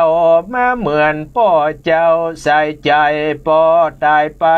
นอพรากนาลาลูกเป็นกำพร้าเครื่องขี่อ่านว่านอมุนียอดซอยเลลำถอยจากเคยน้ำตาก็มาไหลบ่เหือตุกไม่เดือดเลือเลยอ่านว่าคนนอยิ่งใจหูข่าวก็ปกเบากันมาแล้วใครจะนอล้มเล่าก็เฮิมนางตุกโศกเศร้าไม่หายว่าดูแลไอคำใจเฮ้ยอ่อนน้อยอ่านว่าอย่าทำก้อยมองขี่ป่อเจ้านี้ตายจากละรากตายไป อ่านว่าอย่าอะไรโศกใบอย่าห้องให้เวว่าเกิดเป็นคนนอโลกลาโจตวนนานอยิ่งใจย่อมจากตายจุโพบ่เว้นกู้นอคนใดตามกำไพนอสร้างไว้ตั้งแต่ไทยเดิมอ่อนพ่องเมื่อมอนแต่น้อยพ่องกาดก้อยยามจะลามอ่านว่าอย่าเววานอห้องไห้โอดไว้ได้เป็นดีให้หาคนนี้กะพรากตายละจากไปอ่านว่าบ่หอนใดเป็นยาตุกเครื่องกาโศกเศร้าว่าเผาตัวเก่าได้ขอตนคำใจอ่อนน้อยอย่าเศร้าซอยโศกบางบ้องก็มรณาราภาคแม่เจ้าหากยังมีจุ้งแป้งใจดีนอตั้งมันโอดเยินกันตามธรรมคนหน้าน้ำวันหมู่พร้อมนาอยู่แรงยิ่งใจประการคงควายเลิกจากตามตุกแย่เครื่องขีดน้ำคอนพี่ป่อเจ้าสู่ป่าเศร้าและดงน้ำตาโตปัทยาแรกแต่นั้นไปหนอไปนาเจ้าหนอละทะลงยานตกมาปานลายแลอยู่กับแม่มันดานางบุญนานันแล้วกันตื่นเจ้าภายพันเข้าดงตันป่าไม้เปื่อสอไซหนอเฮ็ดคอนล้างเตื้อก็จอนหับจางบ่เว้นว่างวันใดละใส่ใจลูกเต้าเฮยอยู่เฝ้าหนอเกหามอ่านว่าหนอพุทธายอดซอยเกิดข้าคอยตั้งวันว่าป่อดับขันพรากนาเป็นกำพร้าหนอตั้งพานอ่านว่าสายนอวงวานป้าปู่บ่มีอยู่แดนใดเฮาเข็นใจกันอยากตกลำบากอนาถาจากโอสาบากบันขยันมันกระทำการนันตะกุมมานนอนเนาการแม่เขานอดงไผ่ก่อนลุกสุ่มไฟนอหนึ่งข้าวปาดกวาดเหล่าเกหากันนั่นแน่นอมากลามช่วยตากน้ำหาโลช่วยปัดปัวขวางบานบอกขี้ค้านการใดกันใส่ใจแม่เจ้าสอดป่าเศร้านอขึ้นน้ำอ่านว่าหนอพุทธาน้อยอ่อนก็เล่นไปตอนภายพันจากจ่องวันทงปามอ่านว่านางบุญนาคไทยก็โจกลูกไม้ลายอ่านยกยืนปั่นลูกน้อยเกือหมากไฟหอยจำลำเมตึงกวยตีบคำเหลืองอ่อนมีจุบอนดงดานหมากเมาหวานบ่ไรนางหาได้นอนน้ำมามีตึงหนอพุทธาหนอพุทธาหนอจมเจิญปีติเตือนหนอยินดีอ่านว่านางบุญมีหนอหนาวล้างเตื้อเล่าจะไข่กับใส่ใจลูกหน่อยว่าดูแลเจ้ายอดซอยเฮยบุญเม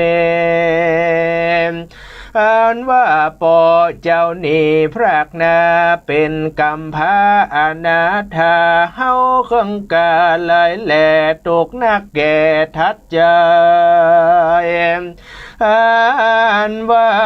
เพิ่นคว้าบายนอกก็พุดหยาดเข้าน้ำขาดแหล่งงายเถิงจากตกลายปันใดจากโอดใจเลี้ยงเจ้าอย่าโศกเศร้ามองเข็มจงอยู่ดีนอนจะใจอย่าเมื่อยใครหนาวในอย่าเป็นใดตั้งอื่นจงอยู่ตื่นใจบานนางจะค้านโอกาสกับเจ้าหน่อยนาคบุญนาหนอพุทธาที่ไว้จำล้นใหญ่เลี้ยวเปินปีเดือนวันนอปัญจอต่อเต้ารอ16 ปีอันว่านอมุนีหนุ่มนาวอยู่กับแม่เจ้าหนอเตรียมใจขนิ่งไหนหนอจะใจว่าตัวเฮาอยากไล่อนาถาจากโอดสาช่วยแม่เฮอปนแก่ตั้งพันเจ้าบ่กลัวการขี้ค้านบ่ดื้อด้านนอนวันบ่จานานนอกกำหยาบบ่กระทำบาปนั้นนาอันว่าการนำนาน้อยใหญ่เฮเมียนควายตำลายโอดสาไม้ก่อสร้างบอกกล่าวอ้างจะเคยล้างเตือก็ไปเสาะสายหาผักไม้นอจำเครือกินมาเคอกินผอยตั้งหมักหอยกินขมยอดผักรมหลายแหลกผิกนกแผ่เลือลายแม่ตึงกระถินใหญ่เป็นถอยมาแขวงน้อยแหลกกุลาโตกแต่งดานอคาบเขาโซแม่เจ้าแหล่งง่ายนั่งบนภายนอท้ายบ่เดือดไม่นอเขังเข็มเถิงว่าบ่มีลายแหลกใจนั้นหากนอเจยบานอันว่าดังกำโบราณนอว่าไว้ว่าเถิงอยากไล่หน้าน้ำบ่มีเงินคำนอจ้างมาตั้งหมู่คาและยิ่งใจมายังใหญ่หนอแวดไก่เฮือนบ่ใหญ่มุงขาอนาถากันอยากบ่ลำบากเครื่องใจย้อนคนไหนใหญ่หน่อยใจจื่นจ้อยนอแป้งปันโอ้ถูกกันตอบทองลงตัดจ้องและกองเธออันว่าอยู่หอคำมาพาศาสตร์หูไม่มาเครื่องกามอันว่าหนอปุถานุ่มนาวช่วยแม่เจ้าคนผ่านกระทำการหลายแหล่บ่เว้นแว่วันใดแหล่นาม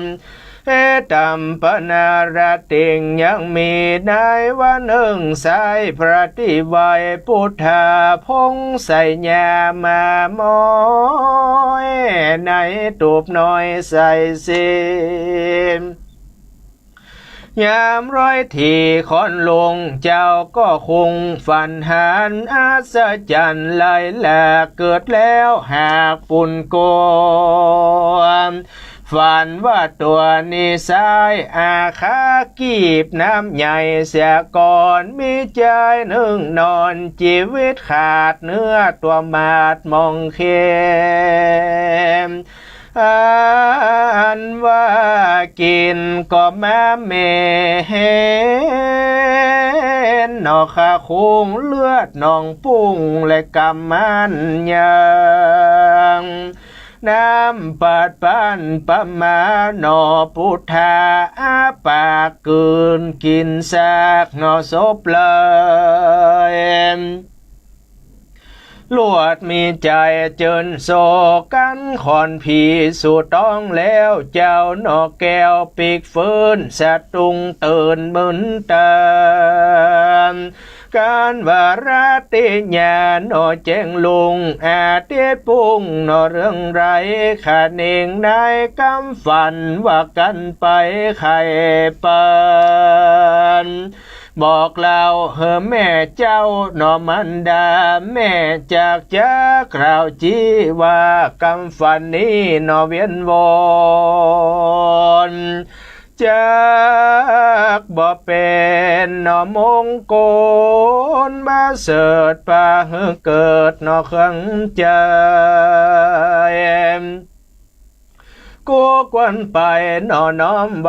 อามาดใหญ่โหราดีหลายจ้าหนอจากหูจ้ากล่าวอุตามเมอ่านว่าหนอมุนีหน่อยหน้าคะนิ่งขวาดในใจก็รีบเร็วไวไปสู่ยังที่อยู่หมวดไว้แลนาอ่านว่าหมอโหลานั้นแล้วก็เป็นอมาตย์เก้าปุโรหิตาแห่งพระญาณโยดยาวต้นแผบดาวประรากหน้าสีมีเมียบอดีปากย่อยมากล่าวถอยนอกกำเจอ่านว่าก็มาเป็นกำหนอมูสาสาสนสอมักอุลล่อหลวงพังโอ้เป็นต่างถอยไล่มาเก็บกำไตไปเถื่อเก็บกำเนื้อไปกล่าวเฮอโคนเท่าเท่านอนยิ่งใจเหตุการณ์ร้ายไม่เดือดบ่อยู่บ่เหือดเครื่องขี่กำบ่มีสักหยาดก็โอกาสจะแปลงมากจะแข่งกำหยาบกระทำบาปนั้นนากันว่าหมอโหลานอนนี่แล้วกันตื่นเจ้านอรอดควายก็พันภายไปสู่ยังติโยปุริและนาโสปุนติสัตโตอันว่านอโพธิสัจเจ้ากันไกกามาโสยังติโยหมอดไว้เตียวพันภายหิวหอดก็มารอดเกหานยังโมโหราอมาตย์เจ้าก็โอกาสจะใครเอิญทำไปแก้วกูว่ามีภัยอยู่พ่องเจ้าที่นานย่าเมียโมโหราอมาตย์ก็โอกาสจะทำว่าดูราหนอใจอารามหนุ่มน้อยน่าจื่นจ้อยและมีวัน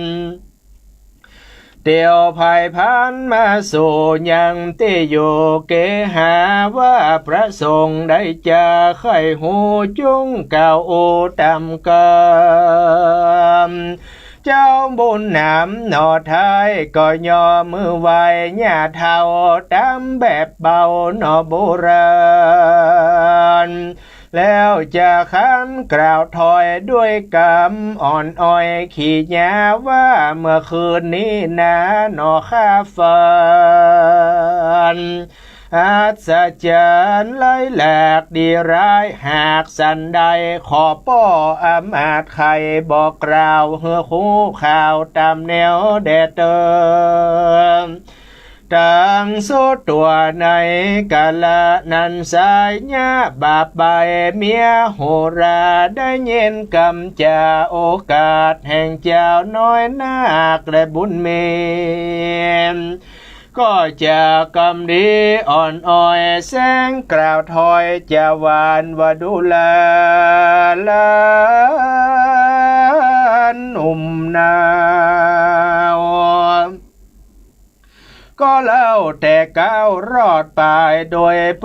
ริยายบ่น้อยแล้วยังต่อถอยไข่คานว่าอันเกิดเหตุการณ์ประหลาดบ่เกิดขวาดจักมีร้ายและดีนั้นโศกจักเป็นโทษสามานได้เจยบานนอเตียงเต้าขอแม่เจ้าคุณนาเมตตาพลอยแผ่ตำนายแก่ตัวข้าจิมเติมว่าอันเตนานญาเท่าเมียโหราได้หูขี้ญาที่ถอยมันเกิดขาคอยในใจว่ากำฝันเนนาโนไข่มานี้ก็ดีลำตีนำนานใจในนานออกไปนานจากได้เป็นเจ้าฟ้าปุรีดีบอดีนั้นโสดจักเอาโตดปกหัวจะเอาตัวแห่งขาไปลาบซานอฟันแต่งกวนเล่งแยงทวนทีบอกกวนตี้ไข่คานแหมประกาศหนึ่งสายผัวขาไทยเป็นเจ้าก็ว่าเป็นอำมาตย์เก้าปุโรหิตการว่าใจนี้นาหนอบุญกว้างได้เป็นเจ้าจ้างหอคงก็ได้ทารงเป็นเต้าผ่าแผ่นดาวปลานาเซมอันว่าอาจจะมีอันใหญ่เตียงตกใส่ผัวควันมันจากฟันลาบสาคือความหนามรณะย่าบาปนาเกิดควายว่ากันเจ้าบุญใหญ่ทารงยานบุญสมปานมากกว้างได้เป็นเจ้าจ้างห่อเจิญดังกำฟันประหลาดจักได้ไม่มาดเครื่องกามันอิจฉาบ่น้อยแล้วแสงกล่าวถอยจะวันว่าดูลาลานเฮ้ยนอนเนาหยาจากเล่าปันมาแล้วแสงตัวกล่าวจีว่ากำฝันนี้ถอยลายลอยว่าจักได้นอกกะเกลยนี่ละจากพระเมียแม่ตนเป็นกังวลไม่มาดเป็นพระญาติโลกคือว่าบ่มรณะนอมวยหมดการว่าลอดมาแล้วก็เป็นไอ้แก้วหลอดฟ้าและน้ำที่นั้นเจ้านอนเอานันตากุมารได้เย็นกำขานบอกเราแห่งญาติเท่าพี่พระมองขี้ลายตำก้อยน้ำตาก็มาย้อยลำเลยเกิดว่าบ่จ้างไข่กล่าวโอเต้าดักอยู่สันดีรีบลานี้บ่จ้าสะพนาขึ้นสู่ยังตีแห่งตนแรนาตีนี้จากวันนาจะเล่าถึงผัวญาเธอด้านซ้ายก็หากเป็นอมาตย์ใหญ่โหราแห่งพระญาณเจ้าจางยศเอกอังปรณสีหูตังดีนอจุนจอยหูตังถอยขังการนำลาจากเจ้าตนเป็นเก้าปุรีก็รีบหนีขึ้นสู่ยังที่อยู่เกหานางภ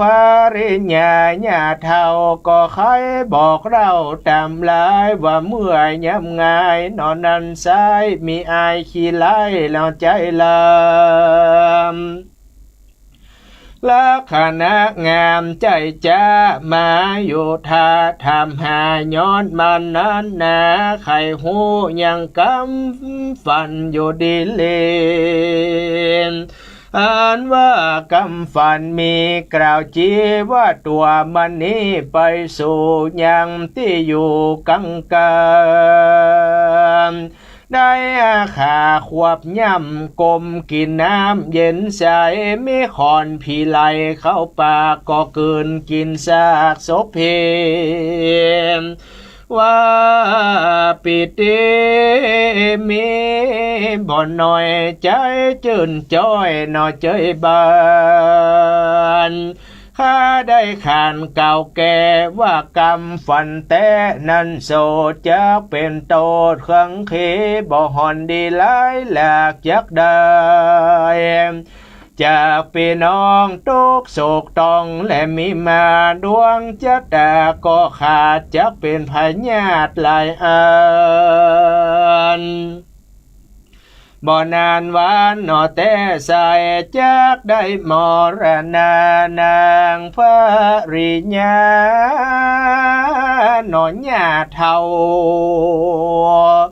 ใครบอกเล่ากำฝันเฮือผัวควันได้หูจากเก่าโอตามลายและน้ำดังสุดตัวในกาลนั้นเจ้าปุโรหิตอามาตได้ยินโอกาสใครเจอพิจารณาทวนที่หูแจ้งกรีหันสายว่าการคนผู้ใดใหญ่น้อยมาฝันจวบใส่ดังนี้โหราจีไข่คันว่าจะเป็นนอโปติญาณแต่แล้วจากได้เป็นเจ้าภาปุรีได้สุขีเมื่อซอยบ่ตำก้อยเครื่องกามอันว่าปุโรหิตาเกิดแล้วใจก็ผ่องแผ้วหน่อยเจยบานจริงใครค้านบอกเล่าเฮอนางนอนเนาภริญญาไปบอกใจนั้นมาอย่าจะเฮอได้หันนอเรียวไว้เท่าจังไรไว้วองกันรอดห้องสุเกหาก็มาไข่ขี้ยากล่าวถอยว่าดูแลไอ้หนอน้อยกุมารเมืองเป็นคนผ่านยากไล่กูเตี้ยวใจมาหาก็ย้อนโหลาเป็นเจ้าเมืองใจเจ้าภัยพันแก่กำฟันแถมใหม่จักมีโจกใหญ่สันเดยอมกูไปบัดนี้ท่านหากจีนำมาเจเลนาเนเทตังขีญามสังวันนาวิเศษจะห้องเหตุยังพระธรรมเทศนาเรื่องนางมะลิซ้อนผูกทวนหามเนเตตังก็บังกมสมเลสาเดชหันธรรมยังสาตุกลังกโรมาเสสาตุสาธุสาธุพระธรรมเทศนาก็ปริปุณังจบลงไปเป็นที่เรียบร้อยยินดีต้อนรับสำหรับบรรดาคณะศรัทธาญาติโยมสาธุชนท่านผู้ฟังคุณดีทั้งหลายทุกคนทุกท่านปาการเข้าสู่รายการข้าวธรรมมงคลล้านนาหรือว่าสาระธรรมยามแรงศรัทธาญาติโยมในช่วงมรดกธรรมปื้นบ้านล้านนาวันนี้เราฟังถึงช่วงแรกในผูกท่อน4แล้วก็ช่วงที่2ผูกในท่อนที่5ศรัทธาญาติโยมสาธุชนทุกคนทุกท่านพ่องก็เข้าใจพ่องก็บ่เข้าใจฟังจากสถานีวิทยุต่างๆก็ต้องขออนุโมทนาในกุศลเจตนาของทุกคนทุกท่าน ในส่วนของเนื้อหาสารธรรมเดี๋ยวจะเล่าให้ฟังว่าเป็นจะใดสถาญาติโยมก็เวลา14 นาฬิกา55 นาทีก็จะเริ่มเปิดสายหน้าไมค์ที่0918517331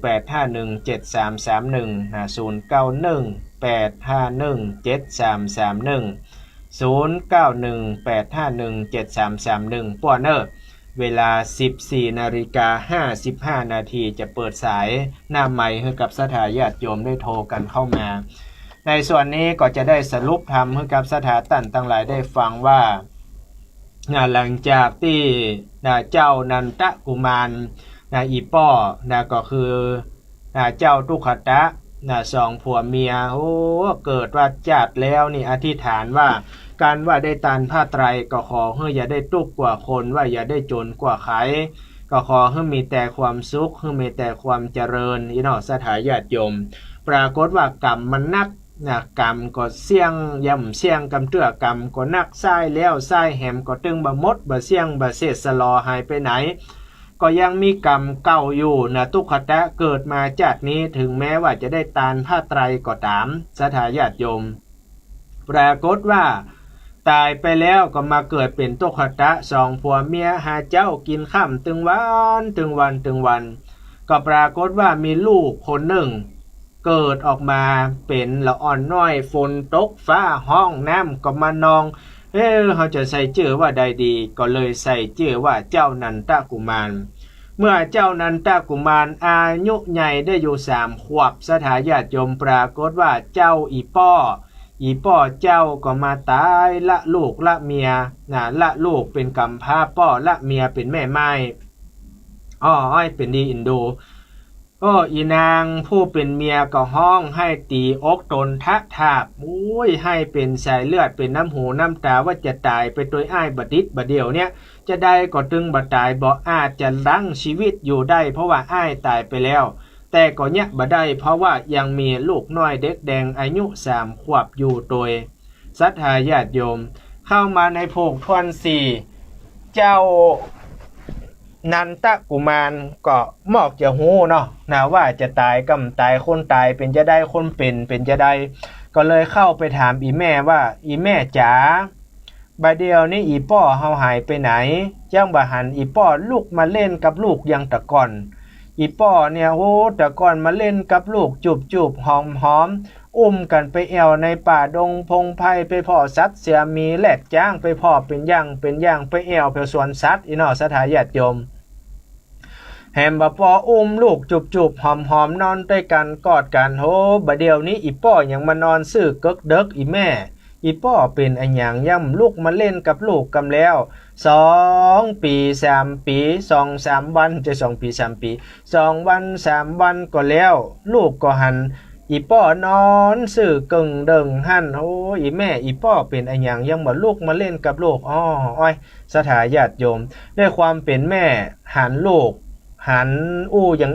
ว่าอีป้ออย่างนอนซื่อกึกเด็กบัดเดียวนี้ยังแบบมาเล่นกับลูกก็ให้หน่อเจ้านั้นตะกุมารให้เกิดเติงให้อีป้อว่าอีป้อย่ำลูกมาเล่นเข้าไปจูบหอมอีป้อก็นอนซื่อกึกเด็กเข้าไปใส่ตีนก็ซื่อกึกเด็กสถาญาติโยมเอาล่ะอีนางผู้เป็นเมียของผู้เป็นแม่ของเจ้านันทกุมารต่อมจ้างว่าจะใดก็บอกลูกว่าลูกเฮ้ยบัดเดียวเนี่ยอีป้อไปอยู่กับเฮาแล้วอีป้อเนี่ยดับชีวิตตายไปเห็นละเฮา2 คนอยู่ด้วยกันสถาญาติโยมเจ้านันทกุมารฮู้ว่าอีป้อบ่ได้อยู่กับเฮาละอีป้อก็เริ่มจะปองขึ้นเริ่มเน่าแล้วล่ะสถาญาติโยมเอาล่ะเริ่มเน่าเริ่มเหม็นมาแล้วอีป้อนี่ถ้าจะตายแต่ก็ถ้าบ่เล่นกับลูกละบ่มีไผมาเล่นกับลูกเหลียวพอหน้าซ้ายพอขวาพอป้อใจคนนั้นคนนี้จะมีไผมาหน้าเหมือนอีป้อแหมจะมีไผมาแทนอีป้อได้บ่มีไผมาแทนอีป้อได้บ่เดี๋ยวนี้ลูกต้องยากจะใดลูกก็ให้อีแม่ก็ให้นั่งกอดกัน2 คนพ่อแม่ลูกนั่งกอดกัน2 คนอีแม่กับลูก2 คนกอดกันเจ็ดน้ำตาอีแม่ก็เจ็ดให้ลูกก็เจ็ดให้แม่เปลี่ยนกันเจ็ดน้ำตาให้กันเป็นดีสังเวชเวทนาสถาญาติโยมทุกท่าน เวลาผ่านไป3 วัน4 วันเผาอีป้อเรียบร้อยเจ้านันตกุมารก็มาให้เป็นน้ำหูน้ำตายังมาให้มาห้องอยู่สถาญาติโยมว่าโอ้ยอีแม่อีป้อจากเฮาไปแล้วเฮาจะเนี่ยจะใดเฮาจะอยู่จะใดเฮาจะกินจะใดดีอีแม่มันก็ให้จนแม่มันทำใจได้ว่าลูกก็ต้องให้ละหลังจากนี้อีป้อตายไปแล้วเฮาอยู่กัน2 คนข้าวหม่ามน้ำนมข้าวปลาอาหารโอ้อีแม่หามาได้อีแม่ก็จะเลี้ยงลูกอีแม่ก็จะให้ลูกได้กินคนเฮาเกิดมานี่เป็นธรรมดาต้องตายเหมือนกันลูกก็ต้องตายแม่ก็ต้องตายแล้วแต่บุญนำกรรมแต่งว่าลูกจะตายเมื่อใดแม่จะตายเมื่อใดแต่บัดเดี๋ยวนี้อีป้อตายละเฮาละลูกกับปอละต้องมาตุกโศกเศร้าเงาง้อยอะไรยังสักอย่างขออีป้อนั้นไปดิบไปดีนิมนต์ตู้เจ้าสังฆเจ้าพระสงฆ์องค์เนนมาเตดน้ำเตดธรรมเฮือตั้งแต่นี้ยามนี้ก็ขอให้ลูกเชื่อถ้อยฟังกรรมอีแม่อยู่กับอีแม่เนี่ยได้กอดได้อยู่ด้วยกันอยู่กินด้วยกันต่อเต้ากุ้มเท่าลูกอีแม่ก็เลี้ยงไปเลี้ยงมาเข้าหม่ามน้ำนมเมื่อกินก็ปรากฏว่าอายุได้ถึง16 ปีเต้าเดียวกันกับอีนางมะลิซ้อนสถาญาติโยมอายุ16 ปีแล้วพอดีว่าในค่ำคืนที่ว่าอายุจะ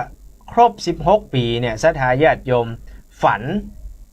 เจ้านันทกุมารฝันว่าเดินไปกลางแม่น้ำ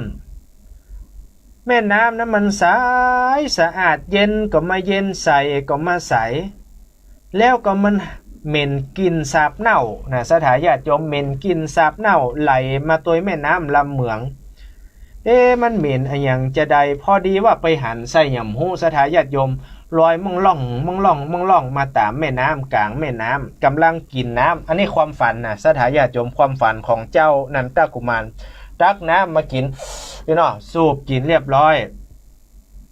ก็ปรากฏว่าใบใจต้นไม้สักกรรมเป็นศพวะสถาญาติโยมเป็นศพลอยมามองล่องลอดขาเจ้านันทกุมาร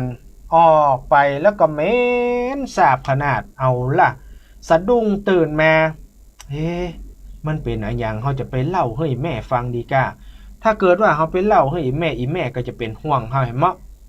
เขาจะไปเล่าให้ใครฟังดีเตียวไปอายุ16 ปีมันหูแล้วล่ะมันอยู่เมืองปาราณสีหูว่าบ้านหลังเนี้ยเป็นบ้านเป็นเมืองของเสนาอามาตย์โหราธิบดีที่ทำนายให้พญาเจ้าเมืองมดก็เลยเข้าไปถามพอดีว่าวันนั้นเนี่ยสถาญาติโยมปูหมอโหราหมอที่จะทำนายความฝันนี่บ่อยู่เข้าไปทำนายความฝันให้พญาพมทัตที่เมืองปาราณสีและเมียอยู่บ้านเจ้านันทกุมารก็ถามท่านอามาตย์ท่านโหราข้าขอมาทำนายความฝันแก้ความฝันของข้าให้กำเตอะเอาละอีนางเมียของปู่หมอโหราได้ยินใส่อันนี้บ่มีหมอโหราไหนสักคนมีกับเมียของปู่หมอโหรามีอะไรอย่างจะถามก็ขึ้นมาถามที่บนเฮือนก็ขึ้นไปถามเมียของหมอโหรานี่นะสถาญาติโยมว่าเมียแม่หมอเมียป้อหมอนี่ก็ทำนายตวยตักแม่นเหมือนกันเนอะพอหูพ่างสันฐานมันดีไว้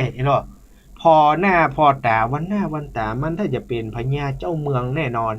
เป็นพญาเจ้าเมืองแตนป่อแตนแม่สืบบ้านสืบเมืองปาราณสีเฮาเฮอรุ่งเรืองรุ่งโรจน์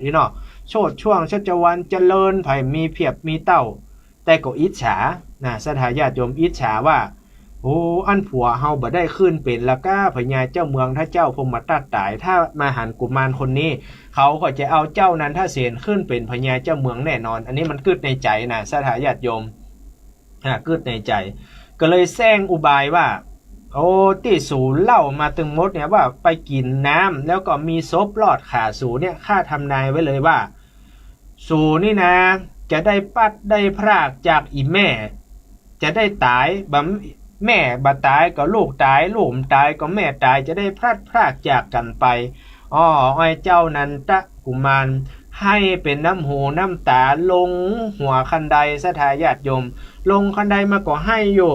น้ำตาไหลออกมาให้เป็นดีอินดูทีนี้หมอปู่โหรา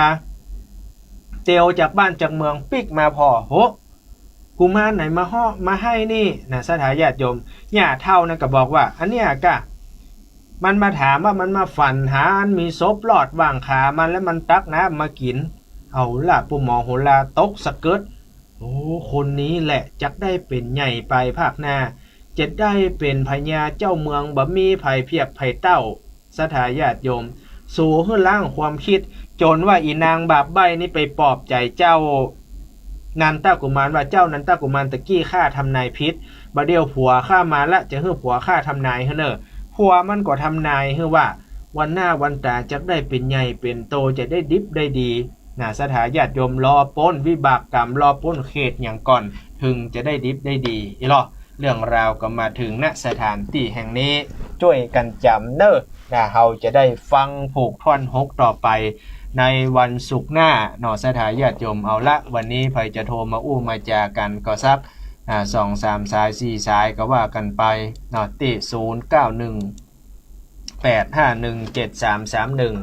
091-851-7331ว่างกระโทรเข้ามาในระหว่างที่รอสายนั้นก็ประกาศข่าวสารงานบุญให้กับญาติโยมได้รับรู้รับทราบว่าในวันท่วนที่8-11 ธันวาคมที่ดอยนางแก้วจะได้มีการประพฤติวัดปฏิบัติธรรมเข้ากำนโยมเนอะท่านใดที่ว่างจะปากันไปเข้ากำก็เจริญปอนปากันไปเป็นกำลังอกกำลังใจปากันไปร่วมบุญร่วมกุศลตั้งแต่วันที่8-11สถาญาติโยมไผว่างวันใดก็ไปนั้นวันนั้นไผว่างเมื่อเจ้าไปเมื่อเจ้าไผว่างเมื่อตอนไปเมื่อตอนไผว่างเมื่อแรงไปเมื่อแรงว่างเวลาไหนก็ไปเวลานั้นสถาญาติโยมดังนั้นก็ถ้าไปแล้วมีของดีบอกว่าจะเป็นพระรอดบอกว่าจะเป็นพระคงเนาะสิ่งที่ศักดิ์สิทธิ์สิ่งที่ดีๆญาติโยมจะเอาไปไว้ใส่ในบรรจุใต้ฐานเจดีย์ใต้ฐานเจดีย์ตั้งแต่วันที่8ถึงวันที่12เพราะว่าวันที่12ธันวาคม2564เราจะได้บรรจุพระบรมสารีริกธาตุสถาญาติโยมในวันท่วนที่12เวลาบ่ายโมงทางนั้นก็นุโมทนาเนอะเข้ามาแล้วเจริญปอนบนแสนเจ้าอาจารย์จากดังได้แม่ขันแก้วแม่ขันแก้วโอ้แม่แจมฟังชัดเจนกว่าแม่ฟังชัดเจนดีเจ้าสาธุหนาวหรือยังบนปุ่นยังมันหนาวดิเจ้าสาธุวันนี้ฟังถึง2 ชั่วโมงก่ะจ้าโมทนาเนอบุญรักษาสาธุเจ้าเจริญปอนโมทนาหมดเวลาพอดีสถาญาติโยมก็เป็นว่าจะไปลืมกันเนอะวันที่8ถึงวันที่11ธันวาคมจะได้ร่วมกันบรรจุพระบรมสารีริกธาตุในวันที่12เวลาบ่ายโมงวันนี้เวลาหมดเวลาจากลากันเพียงเต้าอี้อายุโนสุขังปะลัง